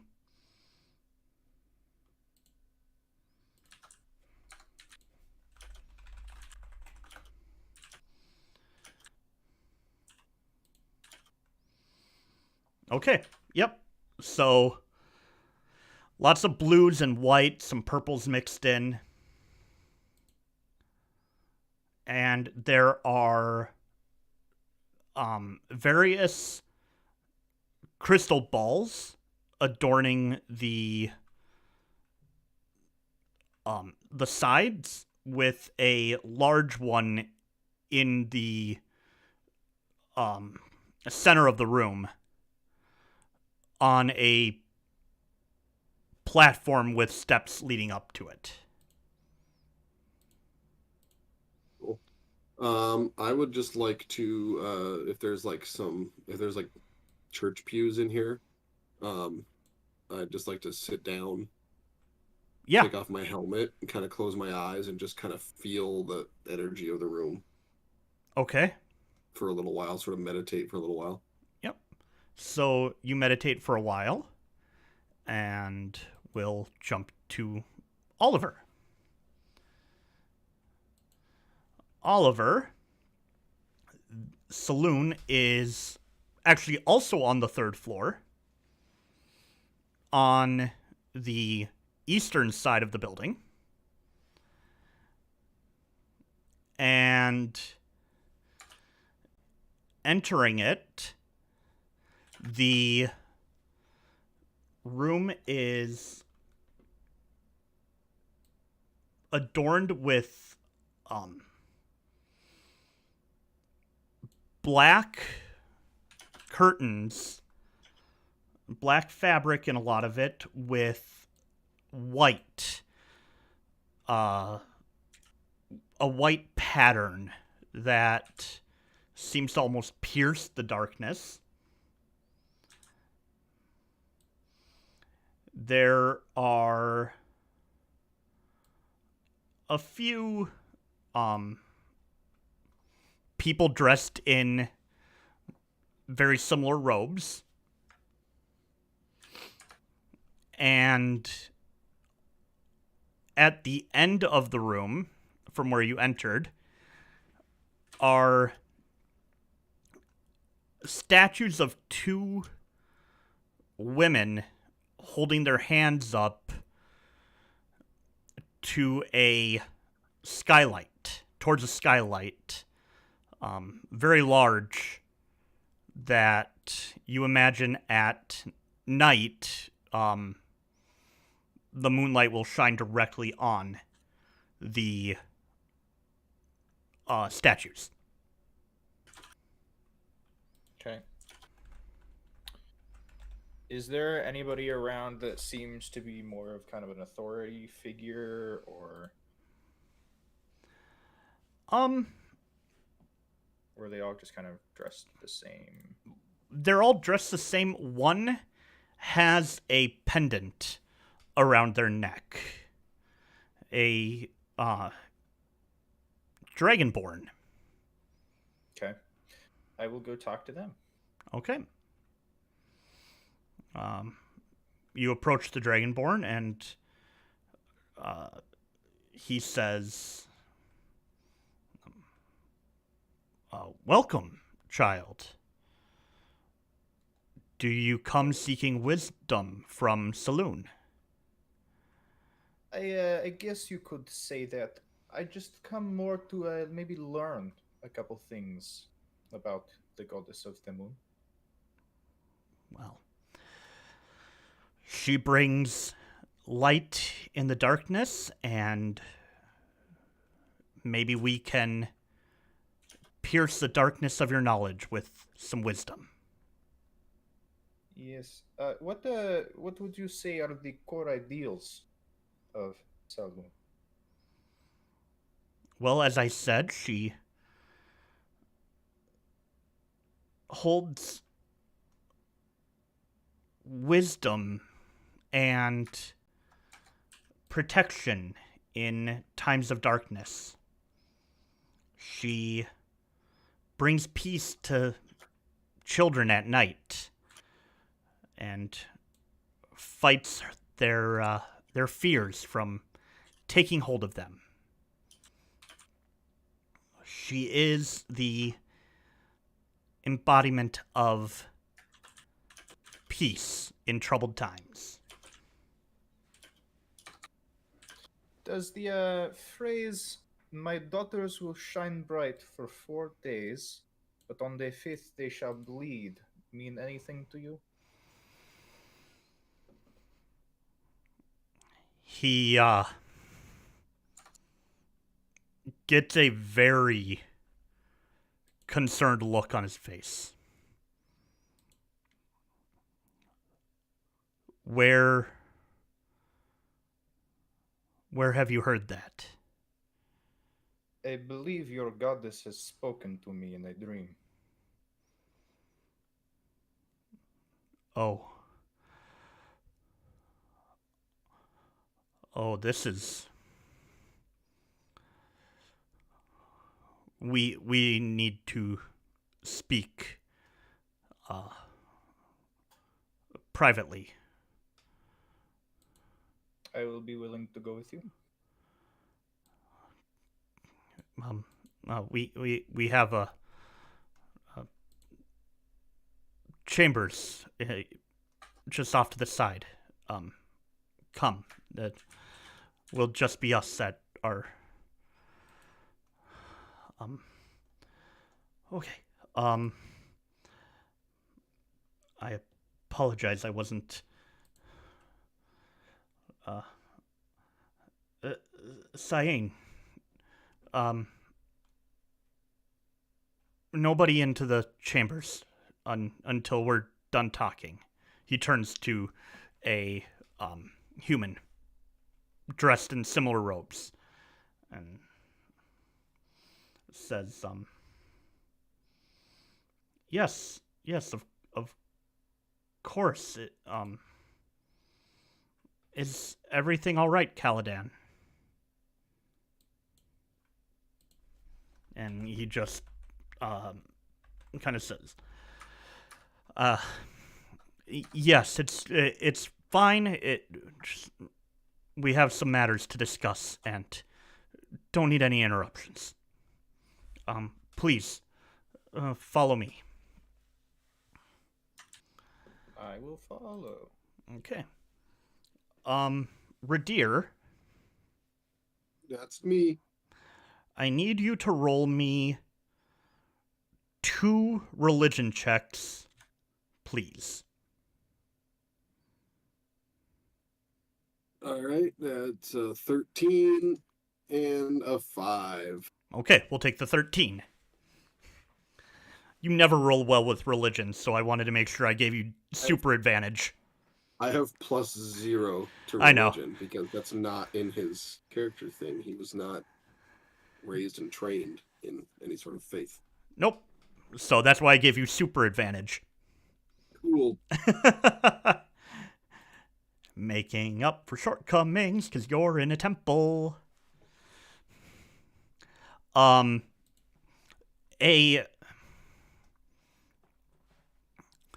You've already had a sense of peace around you, but you're now getting a sense of clarity.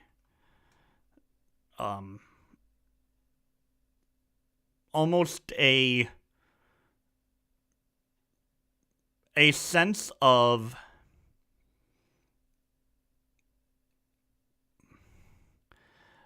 not exactly like intuition. You're getting a gut feeling about things, and you feel very strongly that it is. Your gut feeling has never been more accurate. So what are you wondering? What would you like to... Oh, I wasn't really wondering anything. I was just kind of like... I guess maybe Ridire's kind of just wanting to know if he's still on the right path, still doing the right thing. Okay. So you're contemplating or not contemplating, but you're reflecting on the past few weeks. And just like the last time you had prayed for guidance and direction, it's not so much that you're hearing anything or getting any kind of sense direction or anything like that, but you get this very confident, overwhelmingly sure feeling that you are right where you need to be. Cool. Okay, Talamh, Yes. your friends have been gone for like an hour at this point. And you're busy making the thing that I can never pronounce. It's Spanish. Cuatro quesos dos fritos. Sí, 4 quesos, 2 fritos. You're PsychGuy. You should, like, know this. I'm PsychGuy who can't remember names or things. That's okay. I could tell you every time you ask. I appreciate that. I'm gonna need that. Seriously, that's like my number one. When I have a job interview and they're like, "What's your biggest flaw?" Names. Just straight up, can't remember names. They come in, they leave, they're gone. I always tell them my biggest flaw is probably probably the fact that I have so few flaws. I'm kidding. My biggest flaw is imposter syndrome. But basically means 4 cheeses twice fried. Yes. I remember that. I remember what they are. I just can't say it. All right. Are you planning to do anything during the day that while I talk to Oliver, I can be plotting in the background? Let's see. I might just go for a wander. Okay. I can plot that out. Are you looking for anything specific, or are you... I mean, it's not like... Just kind of retracing the steps back towards the way we went, because it's not like I would have noticed the statue off in the distance. That's very true. So, just kind of wandering out back that way so I don't get... Well, I mean... Yeah, Talamh could probably get lost in this city, so we'll just go. We'll stick to the street that we know. Okay. Excellent. But she's going to take she's going to take her non-magical walking stick. And just, so, like, nobody actually, like, expects her to do anything. She's just going to walk around tapping it on the ground. Okay. All right. I can definitely do that. Yeah. This is a fairly sizable city. Yep. Would there be anybody in this town who would recognize her last name? Probably. Okay. Just curious. Yeah, you would guess that of all the places on the continent, like, this is going to be one that people would recognize the last name. Okay. Yeah, just going to go out for a little wander. Okay. Oliver, you follow Caladan into the chambers, and he beelines it to a little seating area and just slumps down in a chair and gestures to the other one to have you sit. All right, I will sit. All right. And he ponders for a while and says,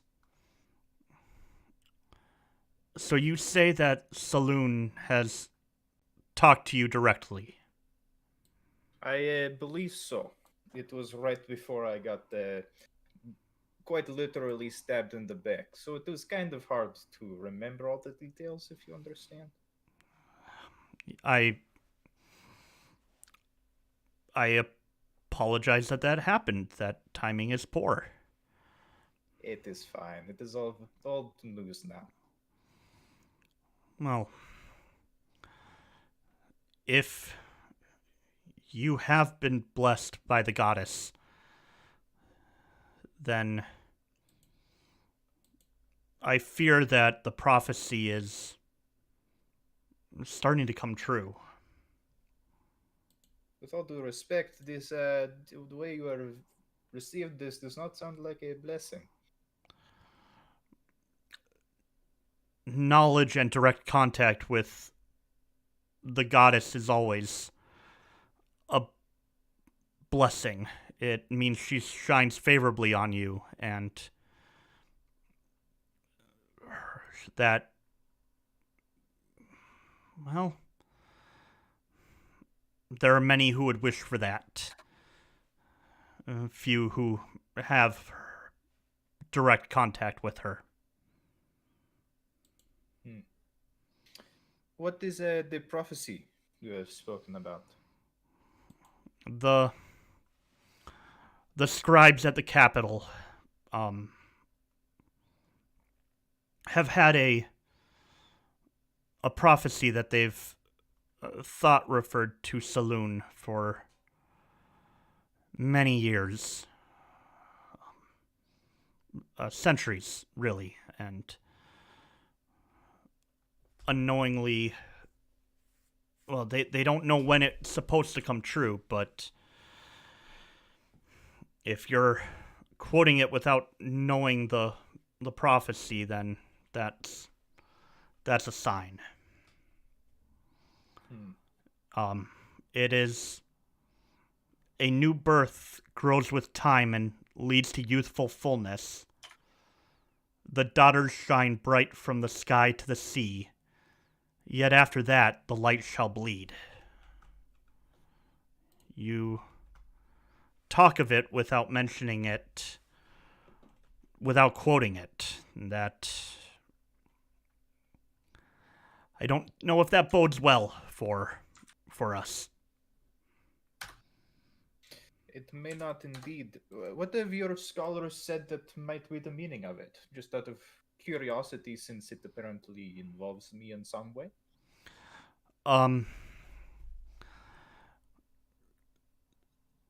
We're thinking that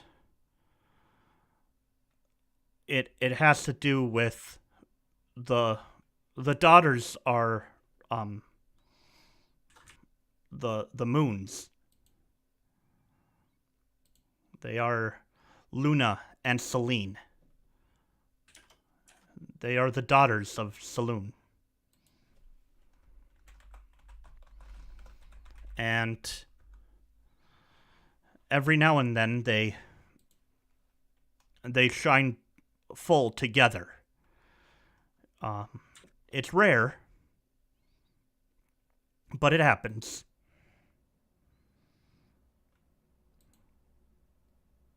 We think that if they shine bright for a long time, it will be followed by a blood moon, at which point something will happen, something terrible. Is there any way that is prophesied to stop this? To resist this terrible fate? We haven't even been sure when this would happen.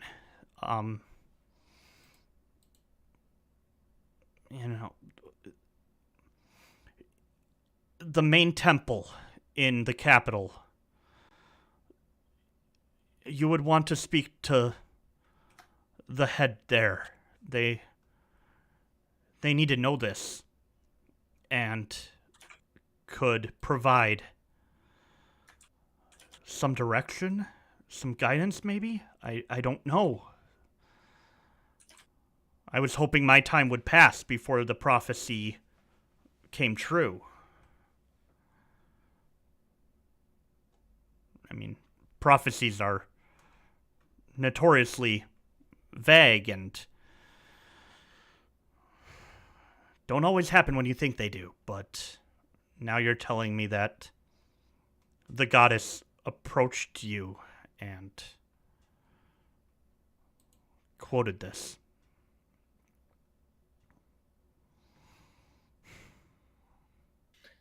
So I take it our next step should be to go to the capital then and seek out.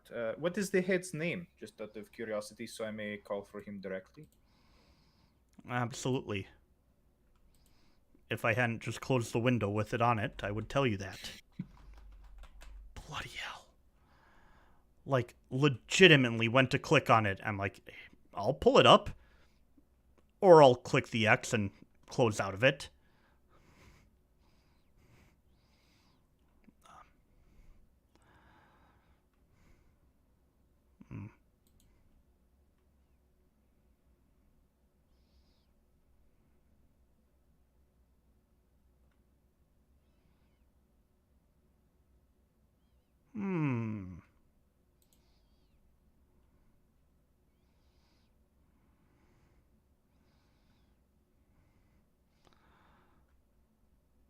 There we go.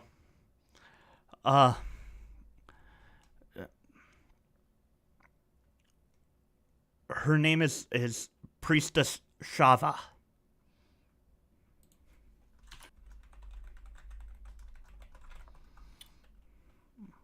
She's the high priestess of Saloon. And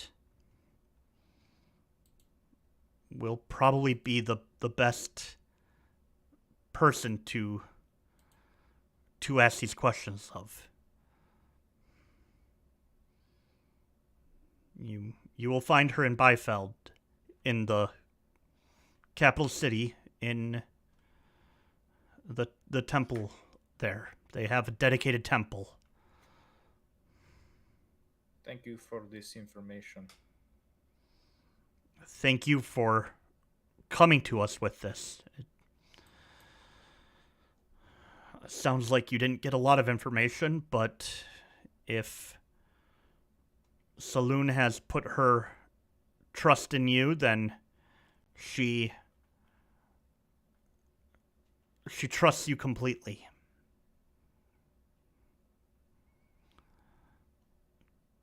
Go with that, knowing that she is with you. Thank you for your time, and for more clearing up more about what this might be. Yes. Let me write you a letter. That way you'll have access to the priestess without too much hassle. Your name, please. My name is Oliver Dunwald. Thank you. Oliver, go with Saloon.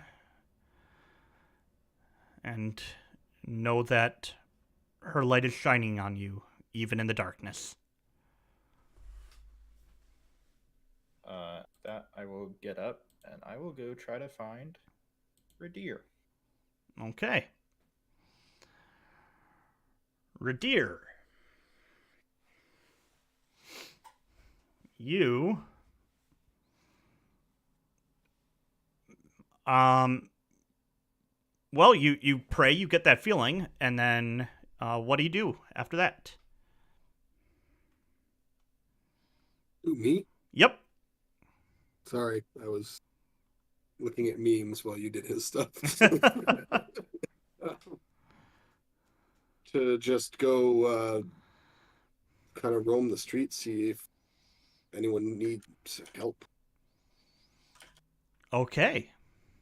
Nothing, I'm not going to go super investigative on it yet today, kind of, since it's our first day in town, but Yep. All right. see if anything calls to me. So both Ridire and Talamh go wandering the town a little bit.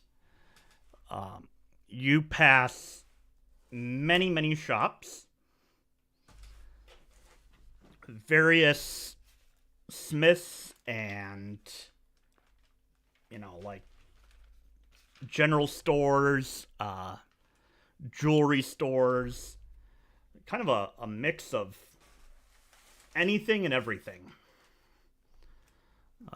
Butcher shops, bakeries.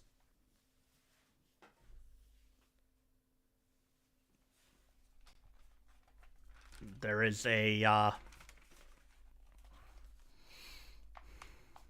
there's a linen store, like a clothes store called the Hat and Trophy. There's kind of a knick-knack shop that's called the Hammer and Kitten.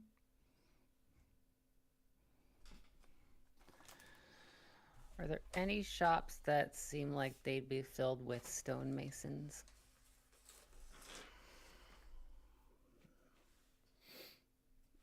There, Or something kind of like that? yeah, there is. There's on the edge of the city. Whoops. Right about here, right as it's about to become the market district, there is a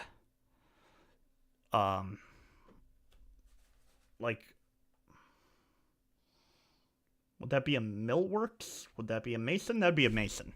Yeah, there's a mason. It is the Buried Knight is the name of it, although you can't read that, so Nope, I wouldn't know.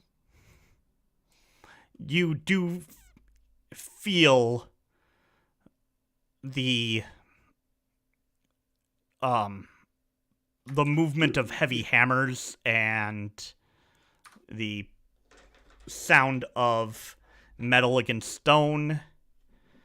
You can smell the sparks as the that come off the stone as it hits. Is it like a place you could just go into to? Yeah, so you get the sense, the feel of it. There is a open area for customers with a desk, and then there is a workshop behind that that is attached to the shop part of it. All right, I'm gonna go in. All right. Because it's a stoneworking place. I'm gonna be right at home. There is a female dwarf at the front, and as you walk in, says, "Hey, this place ain't for little girls.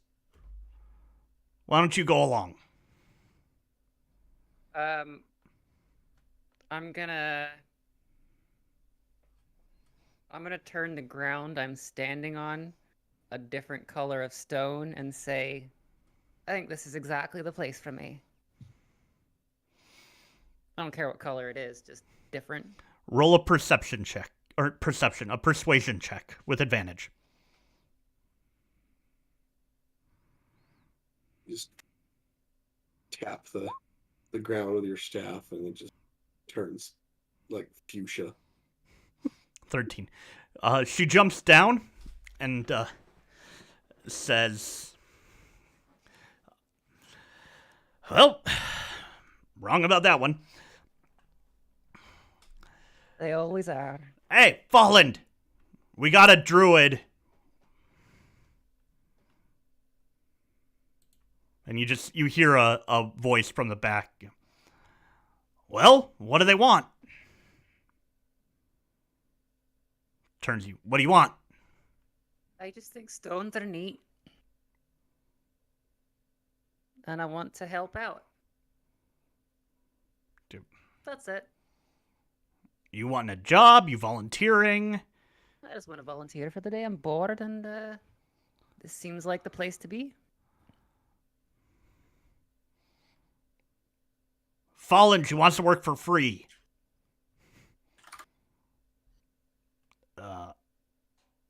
Well, all right, let her work. She just moves aside the counter and gestures to the back, and you can go work the you can go work in the mason. Sweet. I'm gonna palm heel strike the stones into all sorts of different shapes.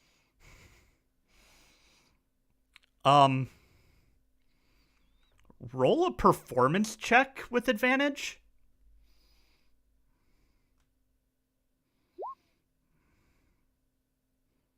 Yeah, that's an nat 20. I'm apparently good at performance. That's the second time today. I don't know if you guys could hear me. I was just whispering to myself, nat 20, nat 20, nat 20.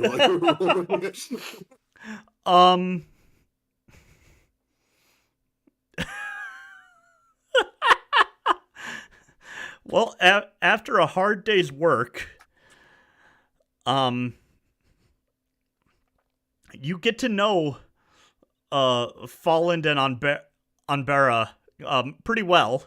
They're What's the name? the male is Folland, and the female is Anbera.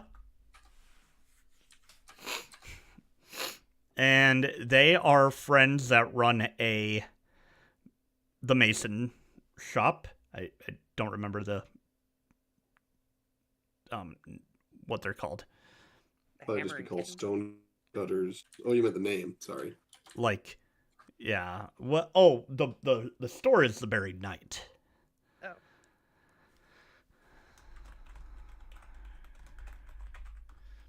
Yeah, I guess I would have learned that. Yep. Oh yeah, they talk about that. They share that they because a sword and a shield is going to do nothing against an avalanche.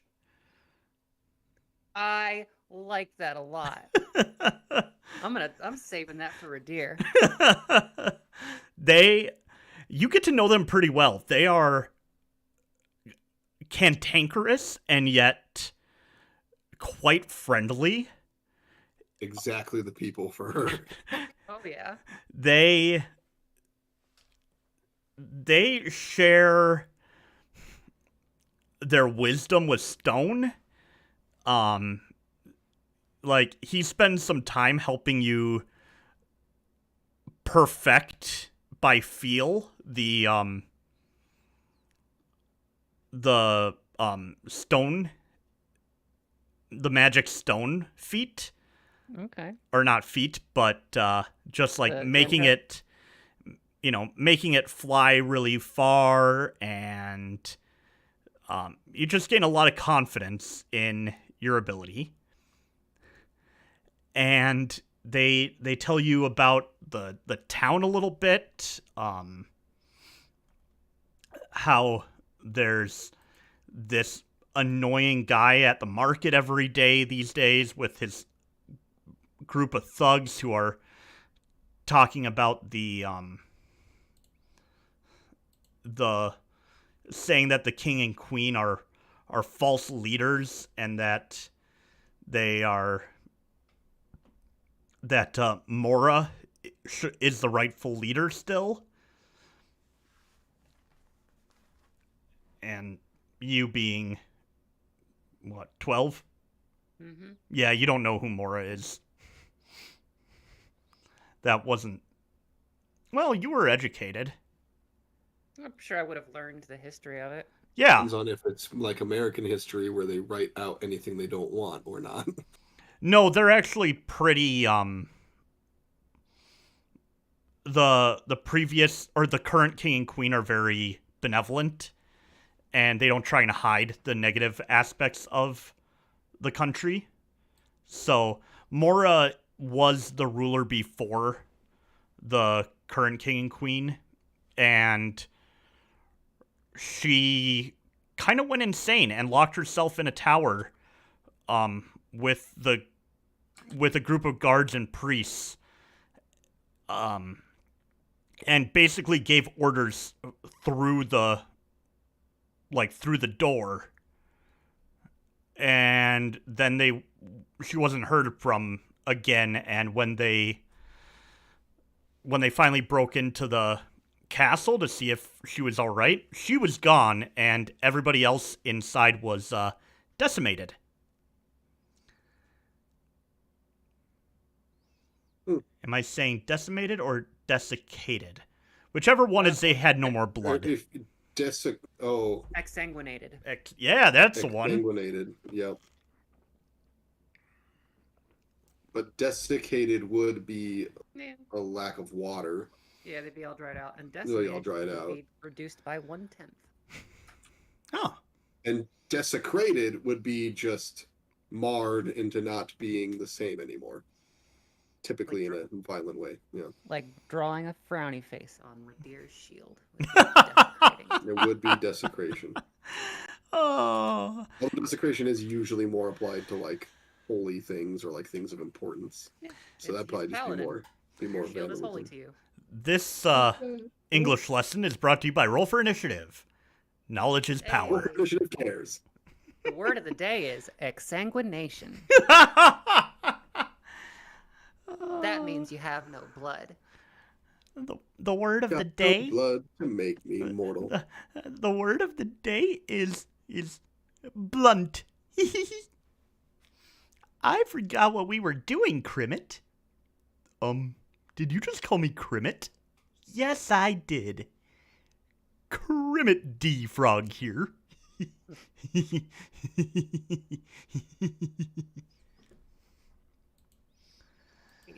Oh. So I know this. So there's people saying the king and queen aren't the real leaders. Yep. Basically a street preacher who's pissing everybody off, but he's got a band of thugs with him. Convenient, because I'm making my way towards the market. Well, just whenever...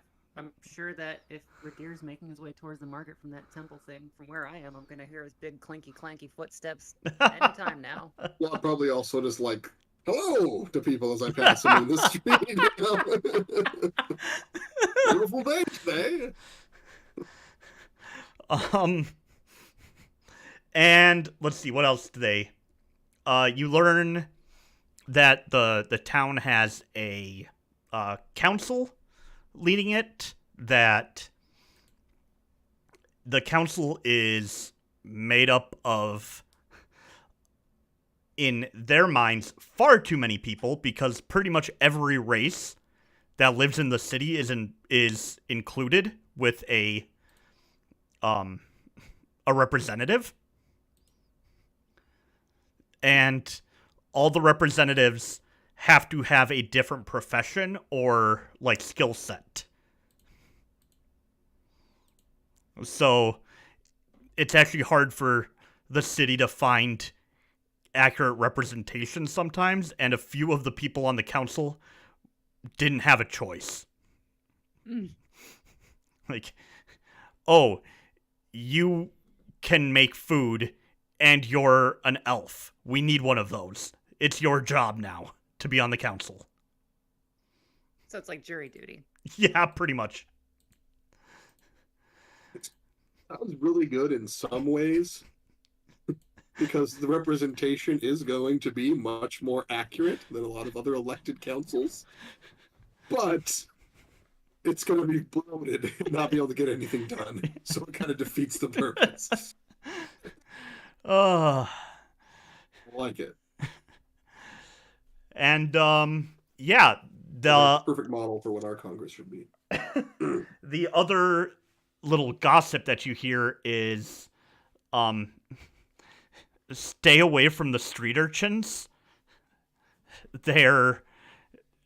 Someone is teaching them magic, and they've been pickpocketing people with magic, but they're young, and sometimes it goes bad, and there have been a few explosions. Well, that's what we saw.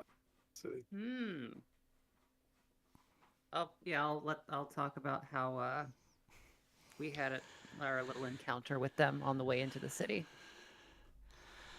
Yeah, they roam at night. They tend not to come out during the day because, you know, an 8-year-old using magic, kind of noticeable. So they like to prey on the drunk people, and they don't have to get too close to them to try and get their stuff.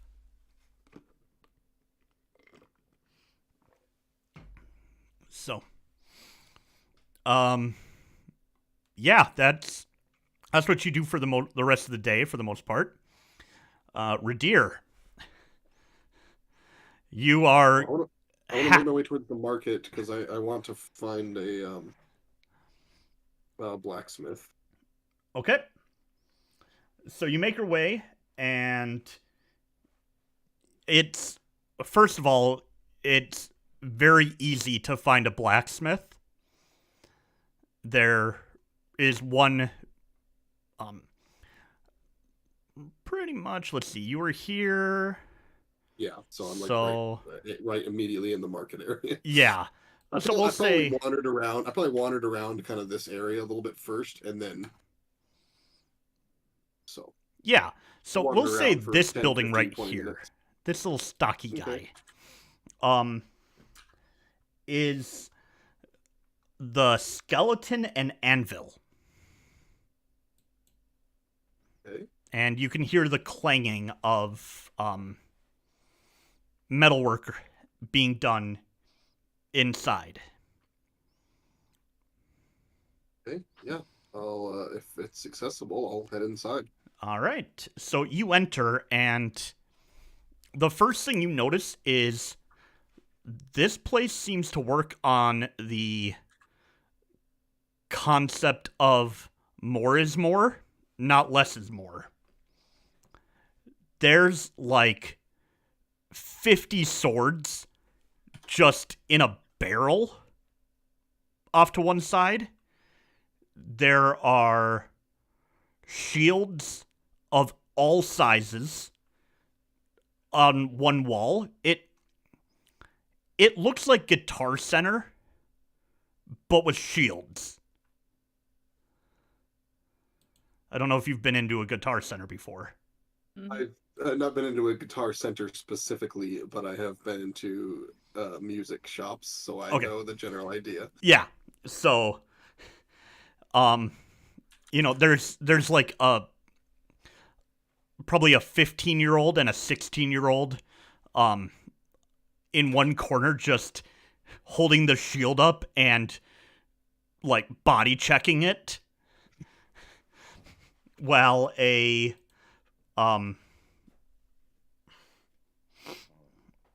let's say a Kenku is standing next to them, just stop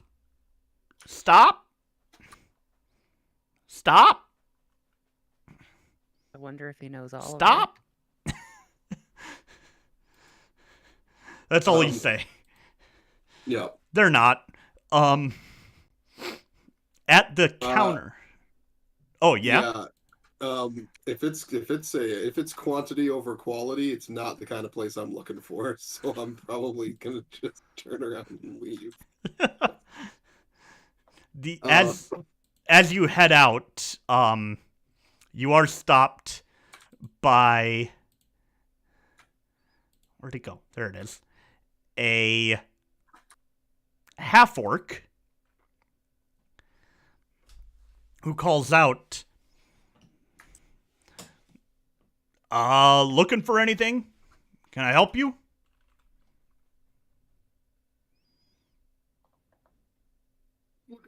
So just heard the activity and thought I'd peek in.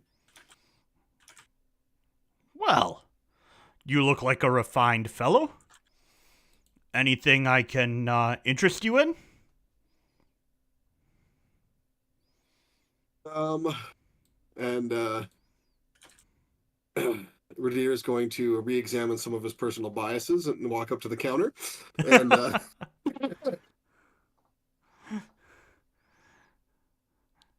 do you perhaps do custom jobs? Custom jobs, eh?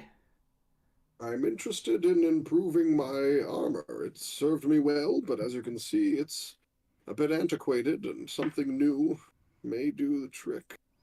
I see, unfortunately, more conflict than I would like in my line of work.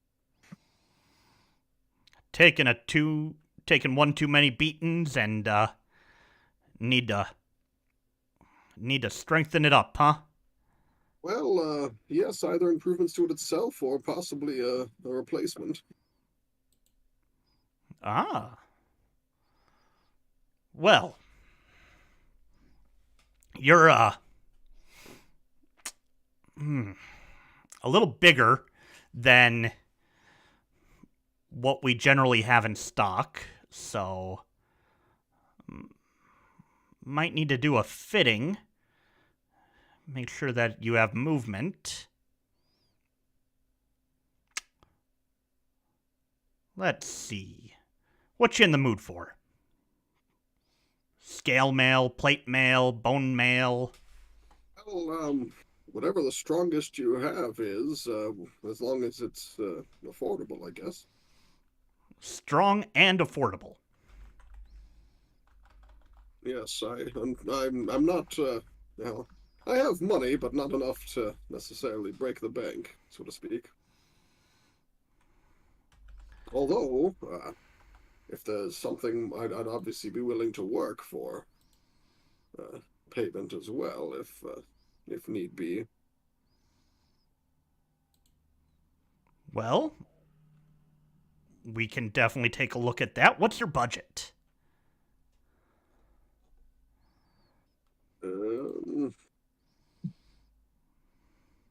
Well, Don't want to waste your time, don't want you wasting ours, right? yes, I have a few hundred gold. A few hundred. Okay. Okay. Might be able to work with that.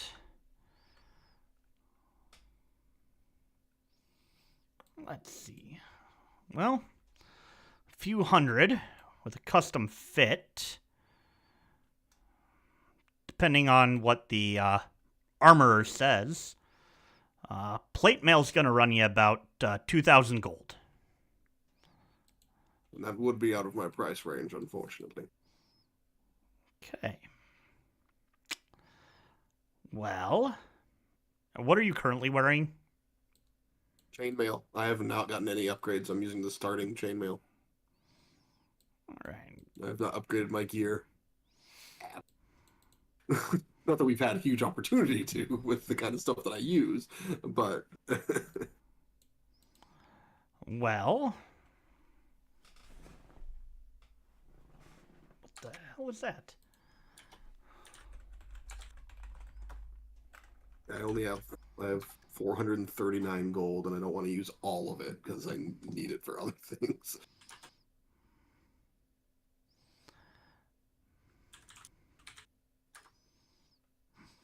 Well, if that's going to be out of your price range, you said a couple of hundred, right? Yes, somewhere around in between 300 and 400 gold would be affordable. Obviously, like I said, I'm willing to work to, if that's possible, to bump that number up based on labor. Well, let's see here.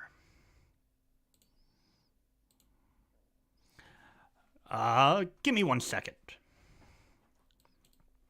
And he turns around and goes in the back, giving the Kenku an eye of just, will you please get them to stop? And you just hear in the distance another, stop! Stop! While he's away, I'll step over to the boys that are there, Okay. and I'll just look at them and be like, you know, sons, if you damage that, you're going to have to pay for it. And the one looks at you and does it again and says, nobody's gonna make us.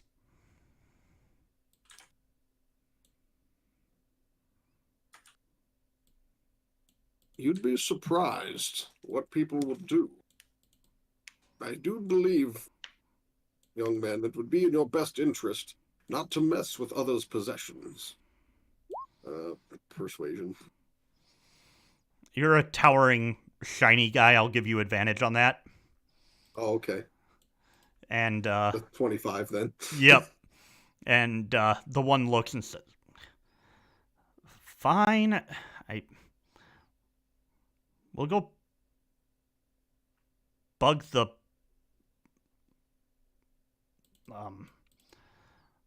we'll go see if anybody's fighting the preacher.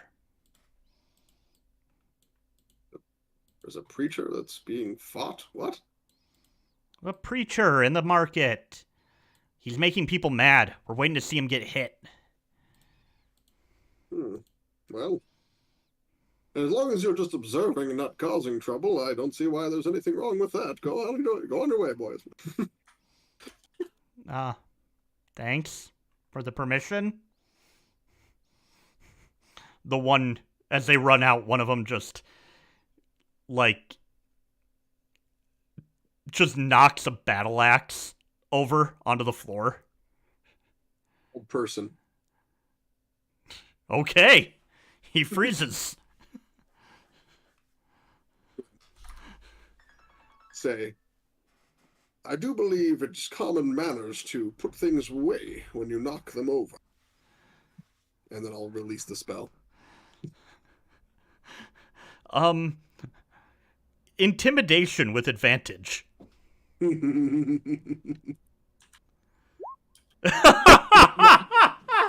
20. That's a 28.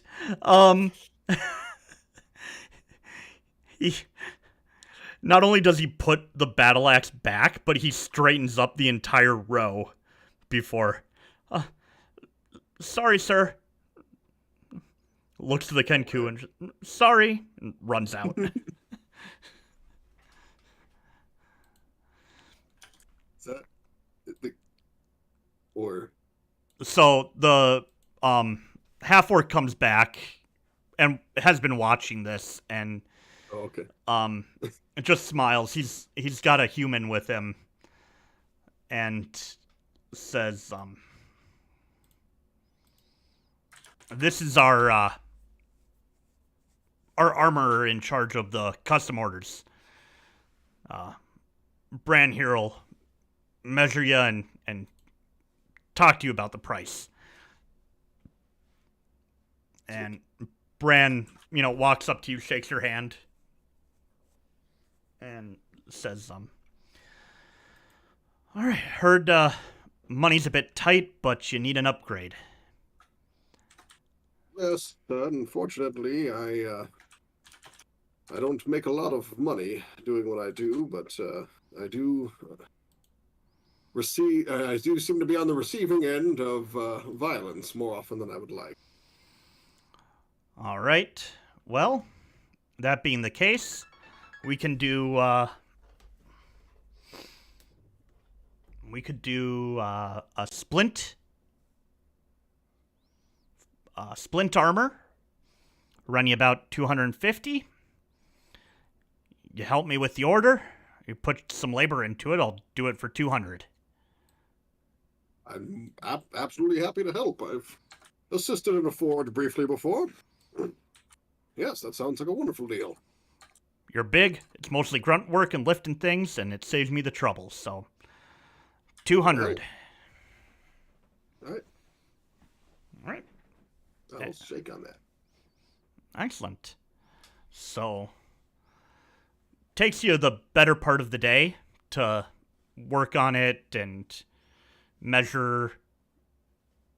You get the first start of it done, and end of the day, sweat dripping. I will take my armor off to work in the forge. I'm not going to do it, Yeah. So, first time in the series, everybody. And, so day goes by, and Bran says, well, that's the labor-intensive part. I'll spend a day or two polishing and refining and checking it for imperfections, and then you'll be able to pick it up. I'll continue to stop by and help out in any way I can.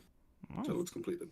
Feel free, but as far as I'm concerned, your requirement for the price reduction is done. So Yes, I'll take care of the you're rest. helping me. The least I can do is help in return. So Well, I'm not going to say no.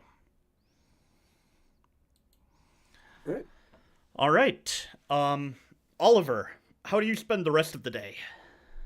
Well, I was trying to find the others so I could relay information, Okay. preferably at the same time. So, midway through the day, about 4 o'clock, Oliver, you've gone back to the hotel or the tavern and looked for them there. You've wandered a little bit of the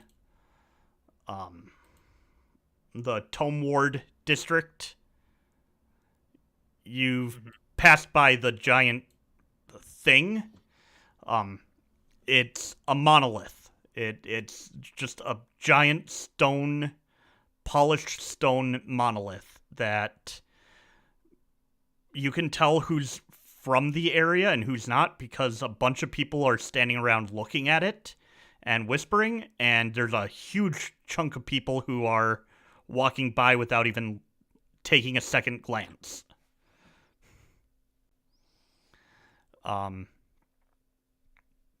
Wandering up to the market, you notice a preacher in dark black and red clothes screaming at people, yelling about how the false king and queen are, interlopers, and they are not fit to rule, that one day Mora will return and she will claim what is rightfully hers, and basically a whole bunch of insults about, who is worthy, who is not worthy, that the people are all weak and fat and lazy, and yeah, I get to decide. just kind of being a jerk. Politics are not really of my concern. So Kind of figured Oliver would just kind of it's, yeah. acknowledge and walk away. Yep. Roll me an insight check with advantage. Okay. It's a 20. All right. So shaking your head as you walk away from that, you're thinking about where the heck could Talamh and Ridire be? And you hear the clanging of stone and tools and think to yourself, yep, if Talamh's anywhere, she's probably doing something with rocks. Yep. And you walk in, and there's a dwarf at the counter, and says,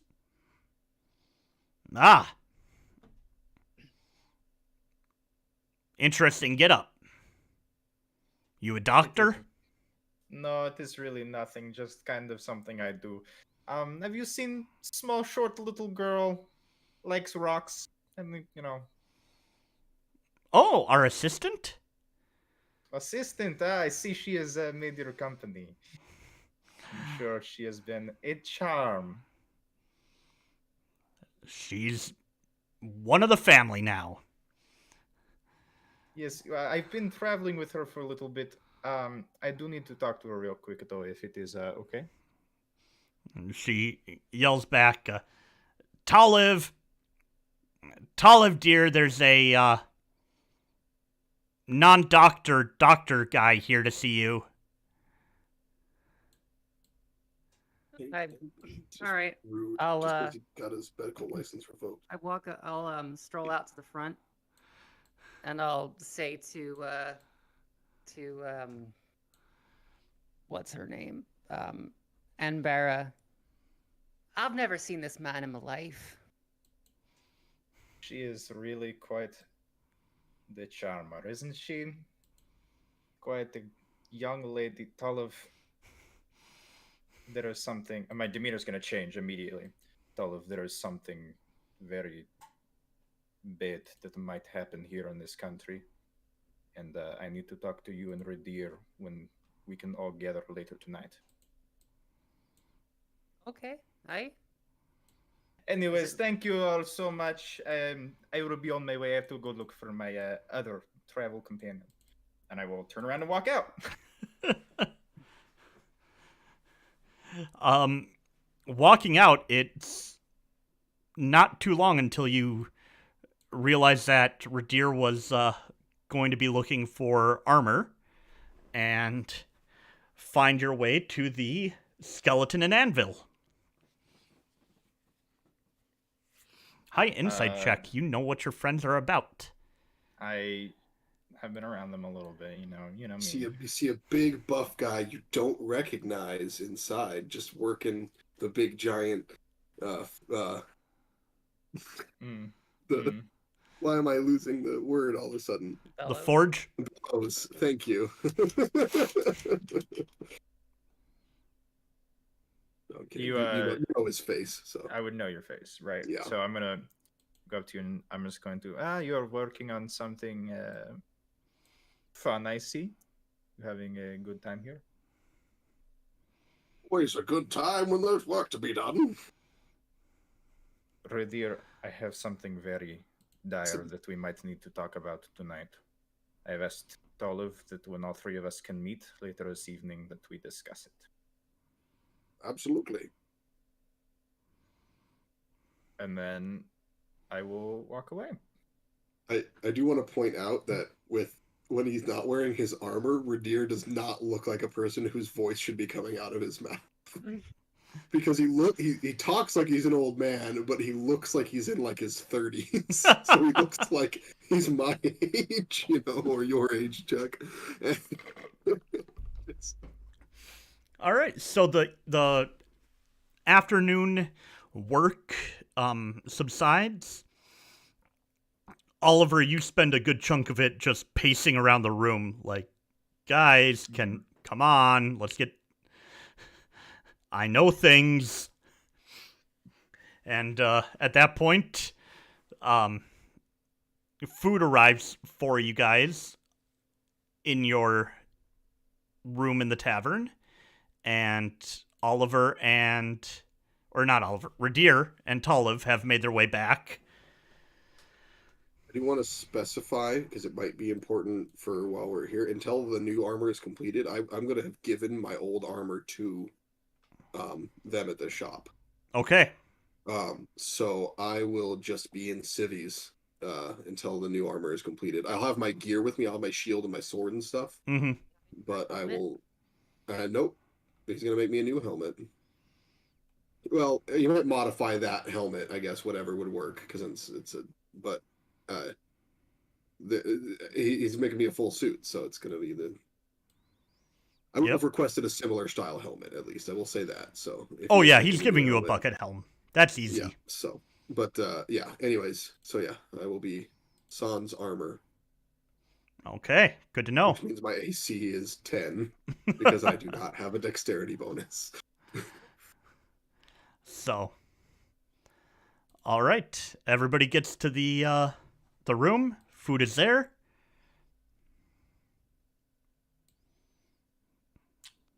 I'm just going to set back. This is a conversation between you guys. You wish to speak with us, I believe, Oliver. Yes, something I have held from you guys for a little bit. Do you remember the night that I had been similarly to stabbed in the back by that Oni creature? Oh, yes, I do recall. Oh, you mean the guy I should have locked up in his tent? Yes, that is the one. Now, before I got stabbed, I had been having a, premonition of sorts from what I have found to be the goddess Saloon, the goddess of the moon. She told me that I need to find her followers by looking for a symbol of eyes surrounded by stars. Now, when we arrived in the city, I found it on the cloister place, you know. So, And she also told me the prophecy um, saying, my daughters will shine bright for 4 days, but on the 5th day they shall bleed. Are you all still with me here? You understand kind of what happened? you had some sort of vision of the goddess, and she gave you a message. Was what I'm understanding. Yes. So I saw the symbol on the side of the building here on the town and decided I would look into it a little bit. I am not a huge advocate for the gods, but I decided to look into it a little bit and relaying this message to a kind of dragonborn there named Caladan. He told me that it is a prophecy that is centuries old. That originally reads, "The daughters shine bright from the sky to the sea, yet after that, the light shall bleed." Now, the daughters seem to be representing the moons that will occasionally shine together, and they believe that a blood moon will rise if they shine too much, and something absolutely terrible will happen. And they were very, very scared and very spooked, and told us that we need to head to the capital and speak to the high priestess Shava there at the temple, because it is very dire apparently. So it seems that we are been wrapped up in some sort of prophecy event. It a little weird, I know it might seem, but it does seem he seemed pretty shaken. Well, I do have a question. Yes. Did my shining moonlight on this guy cause it? I don't think so, because it happened beforehand. Is it going to make it worse?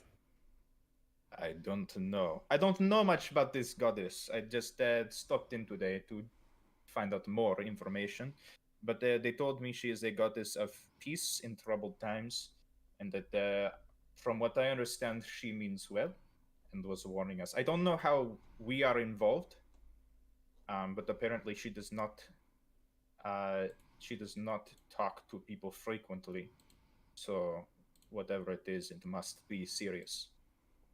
All right. Well, when the moons do turn whatever color they turn when they bleed, you'll just have to let me know. I will let you know that, of course. Does seem very fateful that you would stumble on that symbol here. It is definitely interesting that I would. I think perhaps we should then make haste to the capital. We will have to remain here for at least another day or two. It is Until understandable. my armor is completed. Perhaps we can see if there's anything else we can do in the city here, and then make way to the capital. Yes. That is all that I really needed to let you know. If you strongly feel that we should follow this with all haste, then well, I trust you, and I will follow with you. I do not know what else could be the cause of this, as well as does not seem coincidence that my vision would directly coordinate with a prophecy that is centuries old that I have never heard before. It's definitely intriguing.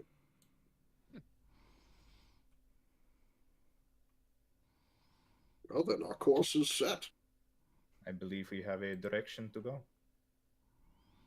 It is a good thing we were already planning on heading that direction anyways. Yes. Oh, we could stay at my house. You are from the capital, yes. That is. Would I actually have known that you're from the capital? Would you? Yeah, have you told were us? with me You when would we have been. when we Yeah, you picked were her there. up. Yeah. So. To be honest, Yes. I never really talked deeply with Chuck about where Ridire has traveled before, so we might have to go into that because we might meet people that I've met before. Because I traveled all over before I got involved with either of them. Yep. For several years, so. Oh yeah, we were going to be talking about that pretty quickly here. Oh, so I've definitely been to the capital before.